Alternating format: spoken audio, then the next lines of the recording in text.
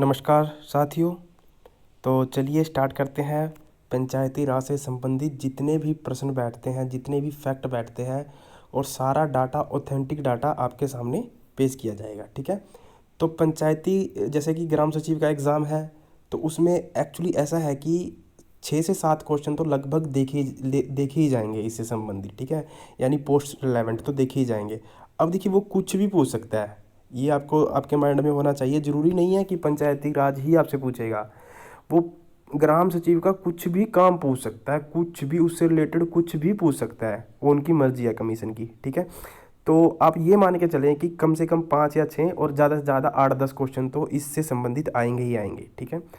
तो अगर आपने अपने लेवल पर पहले पंचायती राज पढ़ा है तो बहुत अच्छी बात है। अगर नहीं पढ़ा है तो अगर आप यहाँ से भी कर लोगे ना, तो आपको यहाँ से डायरेक्ट 3-4 क्वेश्चन तो मिल ही जाएंगे देखने के लिए, अगर पंचायती राज से आता है तो। ठीक है। तो देखिए, मैं इसको पूरा, ये वीडियो बहुत लंबा जा सकता है, 1.5 घंटे का, 2 घंटे का। पर आप ये यकीन मानिए कि देखिए, वीडियो अपलोड होने में आज बहुत प्रॉब्लम हो रहे हैं। तो जब भी नोटिफिकेशन मिले तभी आप इसको देख के साथ नोट बनाते चलना। ठीक है। चाहे इसको फास्ट फॉरवर्ड करके देखते चलें। वैसे तो फास्ट फॉरवर्ड करने का कोई फ़ायदा है नहीं, पर फिर भी अगर आप अपनी अपनी सहूलियत के हिसाब से अगर आप करना चाहते हैं तो कर सकते हो। ठीक है। उसके हिसाब से भी आप करके आगे आगे देखते रहना और उसके नोट्स जरूर प्रिपेयर करते चलना, शॉर्ट नोट जरूर करते चलना प्रिपेयर। ठीक है। क्योंकि यहाँ से 6-7 क्वेश्चन शायद फंस जाएंगे डायरेक्ट। तो वीडियो लंबा रहेगा पर आप इसे देखना पूरा। ठीक है। जब देखोगे तभी इसमें बन पाएगा, क्योंकि यहाँ से 5-7 क्वेश्चन तो आएंगे ही आएंगे। तो सबसे पहले तो हम स्थानीय स्वशासन का अर्थ जान लेते हैं कि इसका मतलब क्या होता है। देखिए, मैं आपको ना सीधा सीधा मतलब बता दूं। स्वशासन, शासन मतलब स्वशासन। स्वशासन का मतलब हुआ कि ऐसा शासन जिसमें जो सबसे निचले स्तर पर, यानी जहां लोगों की प्रत्यक्ष रूप से भागीदारी हो, वो कहलाता है स्थानीय स्वशासन। ठीक है। पहले क्या था, जो हमारा शासन व्यवस्था थी, जैसे कि आपको पता है भारत क्या है, एक संघात्मक देश है। ठीक है। हालांकि उसकी जो संघात्मक की जो विशेषताएं होती हैं, फेडरेशन की जो विशेषताएं होती हैं, वो पूरी पूरी भारत में नहीं मिलती। मैंने आपको पॉलिटी के लेक्चर में बताया था कि जो फेडरेशन का जो सही एग्जाम्पल है वो है अमेरिका। फेडरेशन का सीधा सीधा मतलब ये होता है कि जहाँ जहाँ पावर, राज्यों के पास पावर क्या हो, ज़्यादा हो, और केंद्र के पास पावर क्या हो, कम हो। पर यहाँ उल्टा है, केंद्र के पास पावर ज़्यादा है, राज्य के पास पावर कम है। ठीक है। तो जब भारत आज़ाद हुआ, ठीक है, तो जब भारत आज़ाद हुआ था तब ये पंचायतें नहीं थी। ठीक है। उसका पूरा इतिहास मैं लेके आया हूँ, पूरा देखेंगे पहले क्या था, प्राचीन समय में क्या था और ब्रिटिश काल में क्या क्या हुआ। ठीक है। तो जब भारत आज़ाद हुआ उस समय पंचायतें नहीं थी। पंचायतों का विकास कैसे कैसे हुआ, उससे संबंधित जितने सारे तथ्य हैं वो सारे मैं आपको बता दूंगा। तो फेडरेशन में क्या होता है कि एक केंद्र सरकार होती है, एक राज्य की सरकार होती है, यानी प्रांतीय सरकार। यानी जो सरकार का स्तर होता है वो एक से ज़्यादा स्तर पर होता है। ठीक है। पर भारत में क्या है, 4 स्तरीय संघात्मक व्यवस्था है। एक तो क्या है, केंद्र के लिए केंद्र सरकार, राज्यों के लिए राज्य सरकार, यानी प्रांतों के लिए प्रांतीय सरकार। ठीक है। और शहरों के लिए नगर निगम, और गांव के लिए ग्राम पंचायतें। ठीक है। तो 4 तरह की संघात्मक व्यवस्थाएं भारत में पाई जाती हैं। तो सरकार के यानी शासन के जितने स्तर पाए जाएंगे वही कहलाएगा संघात्मक शासन व्यवस्था। जैसे भारत में 4 है, अमेरिका में 2 ही हैं। ठीक है। केंद्र और राज्य हैं। ठीक है। और क्या बोलते हैं, ब्रिटेन में एक ही है, बस केंद्र केंद्र है, राज्य है ही नहीं। ठीक है। वहाँ राज्य मतलब ऐसे नहीं है कि सब शासन के आधार पर बनाए गए हैं, मतलब उसमें जो एडमिनिस्ट्रेशन यानी प्रशासन के आधार पर राज्य बने हुए हैं इंग्लैंड के अंदर। ठीक है। तो देखिए, इसका अगर हम अर्थ जानना चाहें तो इसका मतलब क्या है, जब शासन के कार्यों को स्थानीय मुद्दों, ठीक है, स्थानीय मतलब स्थानीय लोगों और स्थानीय जनता और स्थानीय चुनाव के माध्यम से स्थानीय प्रतिनिधि, स्थानीय संसाधनों के द्वारा किया जाए, तो यही कहलाता है आपका स्थानीय स्वशासन। ठीक है। तो स्थानीय स्वशासन क्या हुआ कि जब शासन स्थानीय लोगों के द्वारा, स्थानीय जनता, स्थानीय चुनाव के माध्यम से और अपने स्थानीय प्रतिनिधि के द्वारा चुना जाए, तो वो क्या कहलाता है आपका स्थानीय स्वशासन। जैसे कि आपने देखा होगा कि जैसे एमएलए का इलेक्शन हुआ। ठीक है। तो एमएलए का इलेक्शन का क्या होता है कि जैसे विधायक का इलेक्शन हुआ, मान लीजिए पंचकूला का कोई व्यक्ति है। ठीक है। और जैसे ही विधानसभा के इलेक्शन हुए, तो जो पंचकूला का व्यक्ति है ना, वो कहीं भी जाकर चुनाव लड़ सकता है हरियाणा के अंदर। वो चाहे रेवाड़ी से नॉमिनेशन भर दे, वो चाहे करनाल से नॉमिनेशन भर दे, वो चाहे पानीपत से नॉमिनेशन भर दे। ठीक है। ऐसे ही क्या होता है एमपी का, जब एमपी का इलेक्शन होता है तो वो चाहे हरियाणा से नॉमिनेशन भर दे, उत्तर प्रदेश से भर दे, दिल्ली से भर दे, बनारस से भर दे, बिहार से भर दे, बंगाल से भर दे, राजस्थान से भर दे, ऑल इंडिया में कहीं से भी वो नॉमिनेशन भर सकता है, चुनाव लड़ सकता है, ठीक है। तो ये तो होता है एमएलए और एमपी के उसमें। बट जो स्थानीय स्वशासन का सही मतलब ये हुआ कि जहाँ के लोग होंगे और जिनके ऊपर शासन किया जाएगा वहीं के लोगों के द्वारा किया जाएगा, ठीक है। ये होता है स्थानीय स्वशासन का सही मतलब, ठीक है। आई होप आपके दिमाग में बैठ गया होगा। खैर बस ये इतना जरूरी नहीं है, पर फिर भी आपके माइंड में आना चाहिए। आगे है ये विकेंद्रीकृत शासन व्यवस्था है, यानी जो स्थानीय शासन व्यवस्था है वो क्या है, डिसेंट्रलाइज शासन व्यवस्था है। मतलब यानी केंद्रीय पावर है उसका क्या कर दिया गया है, दो भागों में क्या कर दिया गया है, यानी लोकतंत्र का क्या कर दिया गया है, दो भागों में बंटवारा कर दिया गया है, ठीक है। तो देखते हैं, अगर हम इस शासन व्यवस्था को देखें तो आपने देखा होगा हमारे यहाँ दो टाइप की शासन व्यवस्थाएं पाई जाती हैं। एक तो ग्रामीण के स्तर पर, जिसको हम क्या कहते हैं, पंचायती राज, ठीक है। आज हम मेन मुद्दा हमारा पंचायती राज रहेगा, क्योंकि हमारे एग्जाम से रिलेवेंट भी यही है, ठीक है। एक शहरी स्तर पर होती है, जिसको हम क्या कहते हैं, नगर पालिका, नगर निगम, एमसी वगैरह, ठीक है। तो शासन व्यवस्थाएं दो टाइप की होती हैं नीचे स्तर पर, एक तो ग्रामीण स्तर पर और एक शहरी स्तर पर। वैसे तो इसको आप केंद्र के स्तर पर, राज्य के स्तर पर बांट सकते हो, ठीक है। देखिए, अब इसका हम देखते हैं इतिहास, जो पंचायती राज व्यवस्था का जो इतिहास रहा है वो कैसा रहा है, ठीक है। तो इतिहास को भी हम दो भागों में बांट सकते हैं। एक तो स्वतंत्रता से पहले, यानी आज़ादी से पहले में, आज़ादी से पहले का पंचायती राज कैसा था, और स्वतंत्रता के बाद पंचायती राज में क्या क्या परिवर्तन आए, ठीक है। उसके बाद अगर हम देखें तो स्वतंत्रता से पहले, यानी उसको भी हम दो भागों में बांट सकते हैं। एक तो प्राचीन समय में, यानी जो प्राचीन भारत था हमारा, वैदिक सभ्यताएं थी, ऐसा राजा महाराजाओं का समय था, उस समय क्या व्यवस्था थी, क्या उस समय कोई पंचायती राज था या नहीं था, तो क्या नाम था उसका, क्या व्यवस्थाएं थी, ठीक है। और हम स्वतंत्रता से पूर्व एक इसको बांट सकते हैं ब्रिटिश काल के अंदर, यानी आपको पता है जब ब्रिटिश काल, प्लासी के युद्ध के बाद प्रत्यक्ष रूप से भारत पे नियंत्रण किसका हो गया था, ब्रिटिश हुकूमत का, यानी अंग्रेजों का, ब्रिटेन का, ठीक है। तो स्वतंत्रता से पहले के इतिहास को हम दो भागों में बांट सकते हैं, क्लियर है इतना। और एक हम स्वतंत्रता के बाद, यानी 1947 के बाद, संविधान लागू होने के बाद क्या क्या व्यवस्था आई। देखिए, अगर हम बात करें प्राचीन काल की, ठीक है, तो प्राचीन काल में जो हमारी वैदिक सभ्यता थी उसमें हमें पंचायती राज देखने को मिलता है। उसमें पर पंचायती राज का क्या नाम था, सभा, समिति और विदत, ठीक है। तो सभा, समितियां और विदत हुआ करते थे, वो भी एक पंचायती राज का ही रूप था, पंचायत का ही रूप था, ग्राम पंचायतों का ही रूप था, ठीक है। किस काल में, वैदिक सभ्यता में, ठीक है।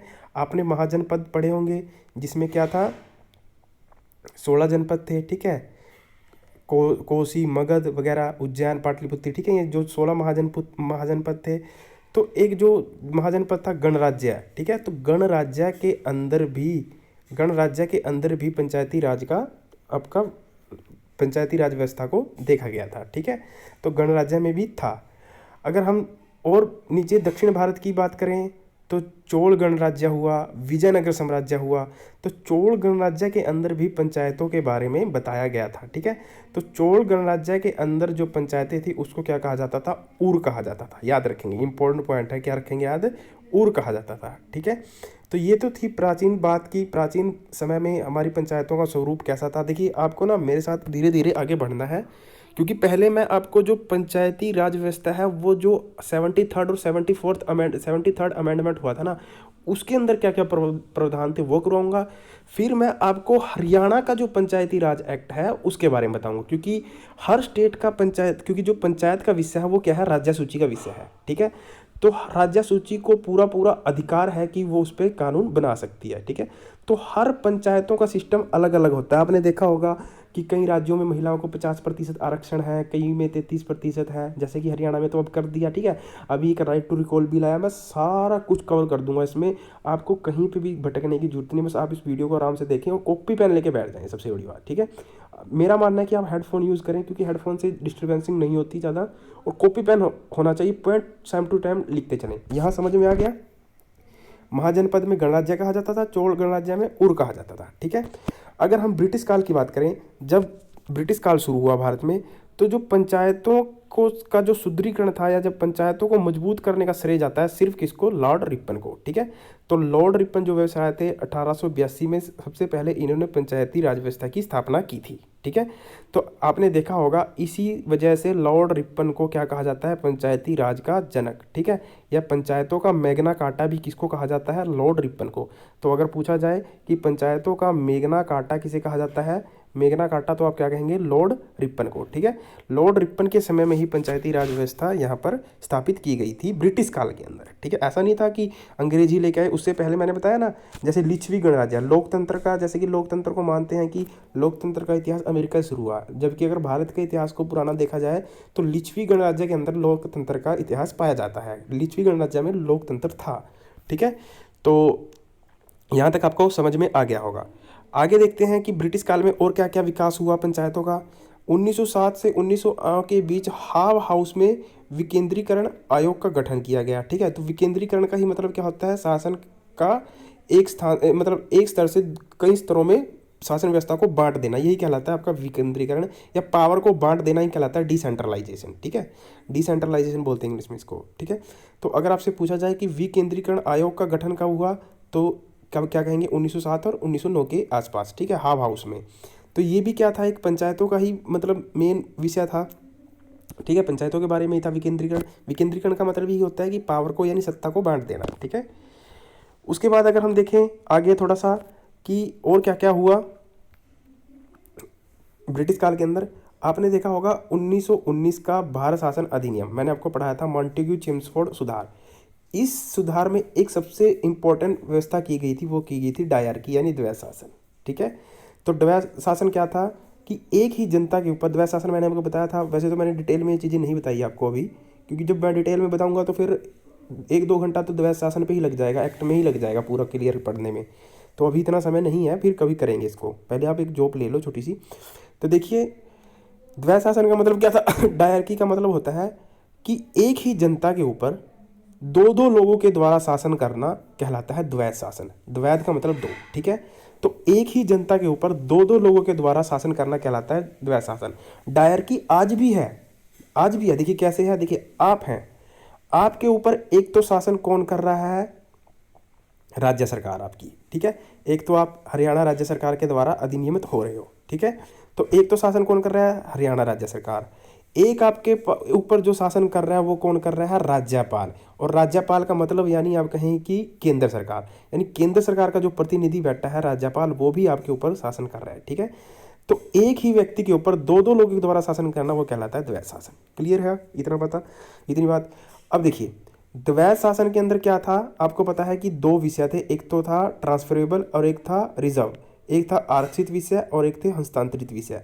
तो जो आरक्षित विषय थे वो अंग्रेज बड़े चापलूस थे, उन्होंने क्या किया, जितनी भी इनकम के सोर्स थे आरक्षित विषय थे वो अपने पास रख लिए। ठीक है, और जितने भी खर्चीले विषय थे, जैसे कि कोई समाज कल्याणकारी काम करना हो, वो हस्तांतरित विषय यानी क्या कर दिए, भारतीय नेताओं को ट्रांसफ़र कर दिए। ठीक है, तो जो स्थानीय शासन था उस समय वो किसका विषय था, हस्तांतरित विषय का। बट ये कुछ समय बाद फेल हो गया। फेल होने का कारण क्या था कि प्रॉपर इसको फाइनेंस नहीं मिल पाया, क्योंकि देखिए स्थानीय शासन का, देखिए पंचायत का सीधा सीधा मतलब ये है कि अगर आप फाइनेंस होगा यानी पैसा होगा, वही पंचायत सबसे ज़्यादा मतलब डेवलप करेगी, सीधी सी बात है। अगर पैसा नहीं होगा तो कहाँ करेगी। आप सभी देश में आप क्या करिए, सभी राज्यों में पंचायती राज बना दीजिए। ठीक है, पंचायतें बना दी, सरपंच का गठन कर दीजिए, आप उनको फंड मत देना। ठीक है, फिर क्या फ़ायदा हुआ। ठीक है, तो सेम फंडा यहाँ पे था, क्योंकि जो इनकम का जो वित्त का जो विषय था वो किस में था, जो फाइनेंस था वो किस में था, आपका आरक्षित विषय में था। तो फाइनेंस पर पूरा कंट्रोल किसका था, गवर्नर जनरल का। हस्तांतरित विषय में जितने भी खर्चीले विषय थे, भंडारे करवाओ, लोक कल्याणकारी काम करवाओ, वो भारतीयों को दे दिए गए। ठीक है, और स्थानीय शासन भी क्या था, इसी का विषय था, इस वजह से ये फेल हो गया। क्लियर है इतना। चलिए उसके बाद 1935 का जब एक्ट आया तो इसकी बात कही गई, पर इस पर भी इतना खास सुधार नहीं हुआ पंचायतों पे। फिर 1937 में आपको पता है कि पहले चुनाव हुए, इसको हम आम चुनाव नहीं कहते। ठीक है, आपको पता है क्यों नहीं कहते, मैंने पूरा पॉलिटी में बताया था। तो आपको पता है कि जब 1937 में पहले चुनाव हुए तो पंडित जवाहरलाल नेहरू की सरकार बनी। तो उनका तो पंडित जवाहरलाल नेहरू का तो शुरू से ही मत था कि हमें पंचायतों के बारे में कुछ ना कुछ करना है, क्योंकि गांधी जी का स्वराज था ये, क्योंकि गांधी जी मानते थे कि जो भारत है वो 60 से 70% वो कहाँ बसता है, गांव में बसता है, ठीक है। और जब तक गांव के लाइन में खड़े सबसे अंतिम व्यक्ति का विकास ना हो जाए तब तक किसी का विकास नहीं माना जाएगा, ठीक है। तब तक कोई भी देश विकास नहीं कर सकता, ये मानना था गांधी जी का, ठीक है। आगे हम देखेंगे आगे संविधान सभा में क्या हुआ, आगे सारी डिबेट में बताऊंगा थोड़ी थोड़ा ऊपर से। तो 1937 में जब भारत सरकार बनी तो उन्होंने इस पर कार्य किया, पर वो सफल नहीं हो पाया, फेल हो गया। क्यों फेल हो गया आपको पता है, 1939 में लग गया था वर्ल्ड वार 2, ठीक है। और गवर्नर जनरल ने बिना पंडित जवाहरलाल नेहरू की मर्जी के बिना भारतीयों की मर्जी के बिना उनको भारतीयों को युद्ध में झोंक दिया था, ठीक है। तो इसी वजह से परेशान होकर जो हमारे पंडित जवाहरलाल नेहरू थे, उनकी पूरी जो कैबिनेट थी, उन्होंने 1939 में क्या कर दिया था, रिज़ाइन दे दिया था, सरकार से इस्तीफा दे दिया था। वो सरकार चल नहीं पाई थी, ठीक है। उसके बाद फिर तो आपको बताया भारत छोड़ो आंदोलन, फिर तो आंदोलन ही चले थे, अपनी चरम सीमा पे थे, ठीक है। तो ये तो था मोटा मोटा ब्रिटिश काल के अंदर क्या क्या हुआ, ये आपको थोड़ा थोड़ा आइडिया होना चाहिए। उसके बाद अगर हम बात करें संविधान सभा, जब संविधान सभा गठित हुई, आपको पता है 9 दिसंबर 1946 को संविधान सभा गठित हुई और सच्चिदानंद सिन्हा पहले अस्थायी अध्यक्ष बने, फिर राजेंद्र प्रसाद, और फिर 13 दिसंबर को वो उद्देश्य प्रस्ताव पेश किया, किसने, पंडित नेहरू ने, ठीक है। वो सारा प्रियम्बल था कि हमें कैसा कैसा संविधान बनाना है, उसके बारे में बताया था कि आज हम यहाँ कि संविधान सभा के अंदर आकर बैठ तो गए, पर हमें काम क्या करना है, क्या, जैसे कि मैं अगर कहूँ कि आपको ना किसी समाज के लिए अच्छे कानून बनाने हैं, ठीक है, या किसी समाज को डेवलप करने के लिए या किसी गांव को डेवलप करने के लिए आपको कुछ अच्छा करना है, तो जब तक मैं आपको कुछ हिंट नहीं दूंगा कि उसमें क्या क्या होना चाहिए, कि एक तो स्वच्छता होनी चाहिए, वाटर अच्छा होना चाहिए, ठीक है, ड्रेनेज सिस्टम सही होना चाहिए, ठीक है, लाइट होनी चाहिए प्रॉपर, और जब तक मैं कुछ हिंट नहीं दूंगा तो आप कैसे उन पर काम कर पाओगे, ठीक है। तो सेम यही था कि जब पंडित नेहरू ने जब 13 दिसंबर को जब उद्देश्य प्रस्ताव यानी ऑब्जेक्टिव रेजोल्यूशन पास किया, तो कहा कि हम जो यहाँ बैठे हैं संविधान सभा के अंदर, हमें एक ऐसा संविधान बनाना है जो सबको साथ में लेके चले। वो ऑब्जेक्टिव रेजोल्यूशन में सब कुछ बता रखा था कि क्या क्या करना है, किस आधार पर हमें संविधान का निर्माण करना है। तो आपको पता है उसके बाद संविधान निर्माण स्टार्ट हुआ था। तो जो संविधान सभा थी, तो पंचायतों को लेकर इसमें दो मतभेद थे कि क्या पंचायतों को संवैधानिक दर्जा दिया जाना चाहिए या नहीं दिया जाना चाहिए, ठीक है। ध्यान से सुनना, बहुत इंपॉर्टेंट पार्ट है। क्या पंचायतों को संविधान में दर्जा दिया जाना चाहिए या नहीं दिया जाना चाहिए, ठीक है। तो उसके दो पक्ष थे। दो पक्ष कौन कौन थे, एक तो पक्ष में थे और एक थे विपक्ष में, ठीक है। यानी दो पक्ष थे संविधान सभा के अंदर कि एक पक्ष ऐसा था जो कहता था कि पंचायती राज व्यवस्था संविधान के अंदर संवैधानिक दर्जा नहीं दिया जाना चाहिए, ठीक है। और एक पक्ष में था, पक्ष में थे तो वो थे सबसे ज़्यादा गांधीवाद यानी गांधी जी, ठीक है। पर गांधी जी तो संविधान सभा के सदस्य नहीं थे, आपको पता है, ठीक है। पर जो गांधीवादी जो विचारधारा है, गांधीवादी विचारधारा के सबसे प्रबल प्रवक्ता थे डॉक्टर राजेंद्र प्रसाद, बाबूजी, ठीक है। पर बाबूजी तो संविधान सभा के अध्यक्ष थे, यानी वो तो उनके सदस्य थे। तो उनका मानना था कि जो पंचायती राज है वो क्या होना चाहिए, संवैधानिक भाग होना चाहिए, उसका संवैधानिक हिस्सा होना चाहिए। जबकि जो विपक्ष में थे अंबेडकर जी कभी भी नहीं चाहते थे कि आपका जो पंचायती राज है वो उसमें क्या हो, पंचायती राज है उसमें क्या हो, मतलब उसको संवैधानिक दर्जा दिया जाए, संविधान में उसका दर्जा दिया जाए पंचायती राज को, पंचायतों को संवैधानिक या पंचायतों को पावर दी जाए, सत्ता दी जाए, इसके पक्ष में कहीं नहीं थे। बट इसके पीछे अंबेडकर ने कई तर्क रखे और वो तर्क उस समय के हिसाब से बहुत सही थे, ठीक है। वो सही कैसे थे, उनका मानना था कि अभी लोग इतने अवेयर नहीं है पंचायतों को लेकर, चुनाव को लेकर, इलेक्शन को लेकर, ठीक है। और जो गांव में क्या थी, समानती विचारधारा थी, ठीक है, भेदभाव था, ऊंच नीच था, जाति व्यवस्था ज़्यादा थी, ठीक है, ब्राह्मणवाद ज़्यादा था उस समय, उस मतलब गाँव की व्यवस्था के अनुसार। तो अगर पंचायतों या गाँव को पावर दे दी जाए तो जो मुखिया चुनकर आएंगे वो कौन होंगे, वो नीचे के समाज से तो आ नहीं सकते, वो वही लोग होंगे जो उच्च वर्ग से संबंधित हैं, ठीक है, जो उच्च जाति से संबंधित है वो वही लोग होंगे। तो हम कहाँ जातिवाद को हम कहाँ ख़त्म कर पाएंगे, ये तो फिर समानतावाद विचारधारा पैदा हो जाएगी, समानतावाद व्यवस्था हो जाएगी, ठीक है। तो इस समानती सोच के कारण अंबेडकर जी इसका विरोध करते थे। खैर अंबेडकर जी की बातों को माना गया कि और उस समय पंचायतों को संवैधानिक दर्जा नहीं दिया गया, पर ऐसा नहीं था कि इसके ऊपर विषय ही नहीं हुआ, मतलब विवाद ही नहीं हुआ। देखिए एक तो हमारे सबसे बड़ी मतलब यह सबसे बड़ी जो किस्मत ख़राब थी हमारे देश की, वो ये थी कि आपको पता है 1949 में महात्मा गांधी जी का मर्डर कर दिया गया गोडसे के द्वारा, ठीक है। महात्मा गांधी जी संविधान पूरा बनते हुए देख नहीं पाए। अगर महात्मा गांधी जी संविधान बनते हुए पूरा देख पाते या देखते, संविधान के समय लागू होने से पहले रहते महात्मा गांधी, तो जो पंचायती राज व्यवस्था थी वो डीपीएसपी में ना होती, उसको पहले ही संवैधानिक दर्जा दे दिया जाता। यही मैं पूरा 101% श्योर हूँ इस बात को लेकर, ठीक है। आई थिंक आपको भी कोई संशय नहीं होनी चाहिए, क्योंकि गांधी जी का मानना था, हमेशा ग्राम स्वराज की बात करते थे, यानी उनका मानना था कि भारत क्या है, गाँव में बसता है, ठीक है। बट अंबेडकर के कहने पर ये समानती सोच के कारण इसको संवैधानिक दर्जा नहीं दिया गया संविधान सभा के अंदर। पर ऐसा नहीं था कि उस पर कोई बहस नहीं हुई, उस पर बहस हुई। उसको क्या कर दिया गया आपकी, यानी जो पंचायती राज थी उसको इससे अलग, यानी डीपीएसपी का पार्ट में शामिल कर दिया गया कि स्टेट डिसाइड करेगा कि उसको अपनी पंचायत व्यवस्था बनानी है या नहीं है, ठीक है। और देखिए सीधी सी बात थी कि स्टेट क्यों करेगा पंचायतों को गठन, क्योंकि मान लीजिए उस समय इतना फंड भी नहीं था और देश बड़ी मुश्किल से, मतलब बहुत ही बैकवर्ड था उस समय, इतना फंड नहीं था, इतना फाइनेंस नहीं था, तो कहाँ से रेज होता फंड, कहाँ से फाइनेंस आता, ठीक है। तो इस वजह से अगर उसको संवैधानिक दर्जा दे दिया जाता फिर तो क्या होता, फिर तो फंड चाहिए था, उसको पूरे काम होने चाहिए थे, पर उस समय इतने क्या थे, रिसोर्स नहीं थे। रिसोर्स की वजह से क्या किया गया, इसको डीपीएसपी में डाला गया। और आपको पता है कि जब कोई डीपीएसपी में चीज़ होती है उसको कोर्ट के अंदर चैलेंज नहीं किया जा सकता, ठीक है। जब संविधान सभा के अंदर फंडामेंटल राइट्स के बारे में डिबेट चल रही थी, फंडामेंटल राइट्स को लिखा जा रहा था कि किसको शामिल किया जाएगा, किसको नहीं किया जाएगा, ठीक है। तो जो आर्टिकल जो आपके डीपीएसपी में कई प्रावधान दिखते हैं ना, वो सारे लगभग फंडामेंटल राइट ही थे, ठीक है, लगभग उसमें फंडामेंटल राइट ही थे, जैसे रोजगार का अधिकार। पर क्या करें कि उसमें क्या था कि रिसोर्स की वजह से उसको हम फंडामेंटल राइट्स में नहीं डाल पाए, क्योंकि अगर हम रिसोर्स की वजह से, जैसे कि रिसोर्स, क्योंकि अगर हम उसको फंडामेंटल राइट्स में डाल देते, मैं आपको एक एग्जांपल के साथ पूरा स्पष्ट करता हूँ। जैसे हमारे यहाँ आर्टिकल 45 था, उसमें क्या था कि 6 से 14 साल तक के बच्चों की व्यवस्था थी मूल संविधान के अंदर, ठीक है। मूल यानी ओरिजिनल कॉन्स्टिट्यूशन जब बना तो उसमें आर्टिकल 45 में था कि 6 से 14 साल तक के बच्चों को मुफ्त शिक्षा दी जाएगी। तो अब देखिए आर्टिकल 45 कहाँ पड़ता है, तो आप कहेंगे सर डीपीएसपी में। अब डीपीएसपी में पड़ता है तो स्टेट का विषय है ना, राज्य का विषय है। राज्य चाहेगा तो वो 6 से 14 साल के बच्चों को फ्री शिक्षा देगा, अदरवाइज नहीं देगा, अपनी मर्जी है, ठीक है।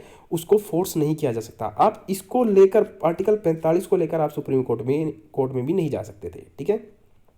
बट जैसे जैसे हम फाइनेंशियली स्ट्रोंग हुए, रिसोर्स हमारे पास हुए, तो आपको पता है 86वां संविधान संशोधन हुआ और इस 45 को यहाँ से हटाकर 21A में डाल दिया, ठीक है। और 21A में आपको पता है 21 कहाँ पड़ता है, आपका मौलिक अधिकार में पड़ता है, और इसको जीवन के अधिकार के यानी स्वतंत्रता के अधिकार के साथ जोड़ दिया गया।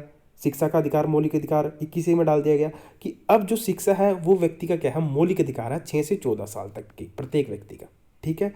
तो ऐसे ऐसे जैसे जैसे रिसोर्स बढ़ते जाएंगे हमारे देश में, तो हम डीपीएसपी की कई चीज़ों को हटाकर उसमें डालते चले जाएंगे फंडामेंटल राइट्स में, या फिर ऐसा होगा कि फंडामेंटल राइट्स में ना डालें, उनको लागू करना स्टार्ट कर देंगे, ठीक है।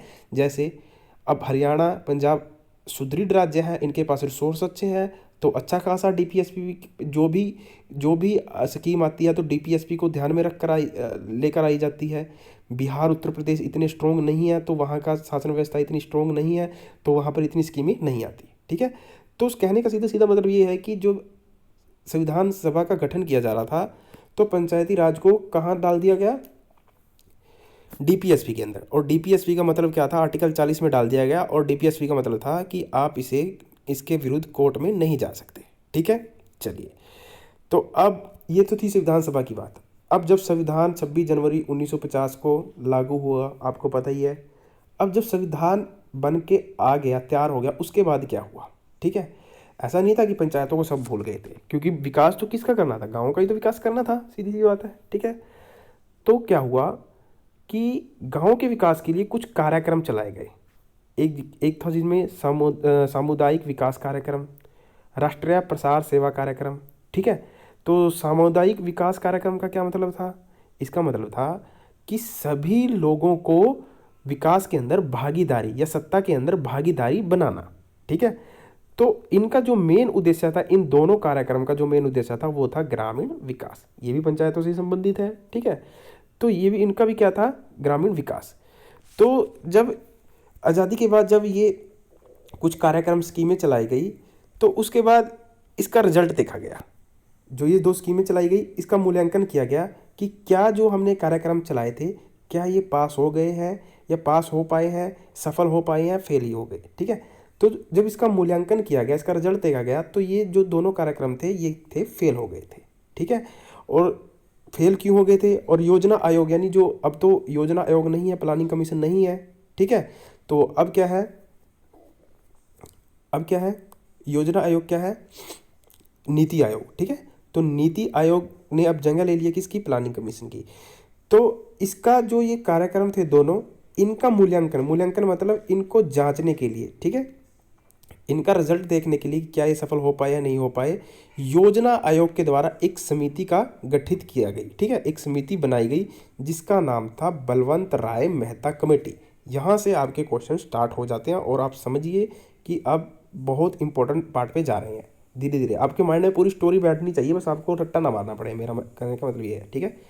बलवंत राय समिति, अगर पूछे कि बलवंत राय मेहता कमेटी क्यों बनी थी, तो आप क्या कहेंगे कि जो सामुदायिक कार्यक्रम चलाए गए थे सरकार के द्वारा, उनका मूल्यांकन करने के लिए कि वे सफल हो पाए या नहीं हो पाए, ठीक है। और ये कब बनी थी, 1957 में।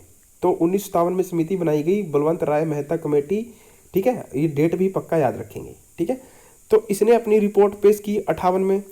तो इसने बताया कि जो दोनों कार्यक्रम थे दोनों फेल हो गए। अब क्यों हो गए, तो इसका कारण बताया उन्होंने कि क्या कारण था, कि फेल होने का कारण क्या था, कि जो सरकारी मशीनरी का यूज़ इतना था कि जनता दूर दूर तक नज़र ही नहीं आ रही थी। यानी जो ये कार्यक्रम चलाए गए, इसके अंदर जो सरकारी मशीनरी थी इतना इंटरफेयर कर रही थी कि जो आम पब्लिक थी उन तक तो कोई भी स्कीम या कार्यक्रम पहुंच ही नहीं पाया, ठीक है। एक कारण तो ये बताया, ठीक है। और फिर इन्होंने क्या कहा कि इन्होंने जब कारण बताया और उन्होंने अपना सुझाव दिया, क्या सुझाव दिया कि लोकतांत्रिक विकेंद्रीकरण होना चाहिए। अगर आपको जनता को भागीदारी बनाना है तो क्या होना चाहिए, लोकतांत्रिक विकेंद्रीकरण, डेमोक्रेटिक डिसेंट्रलाइज होना चाहिए। और लोकतांत्रिक विकेंद्रीकरण का जनक भी इसी वजह से किसको कहा जाता है, बलवंत राय मेहता को। क्लियर है। तो अगर पूछा जाए कि लोकतांत्रिक विकेंद्रीकरण का जनक किसे कहा जाता है, तो आप कहेंगे बलवंत राय मेहता, ठीक है। अब देखिए इन्होंने क्या क्या सुझाव दिए, अपनी रिपोर्ट में क्या क्या रिकमेंडेशन दी, ठीक है।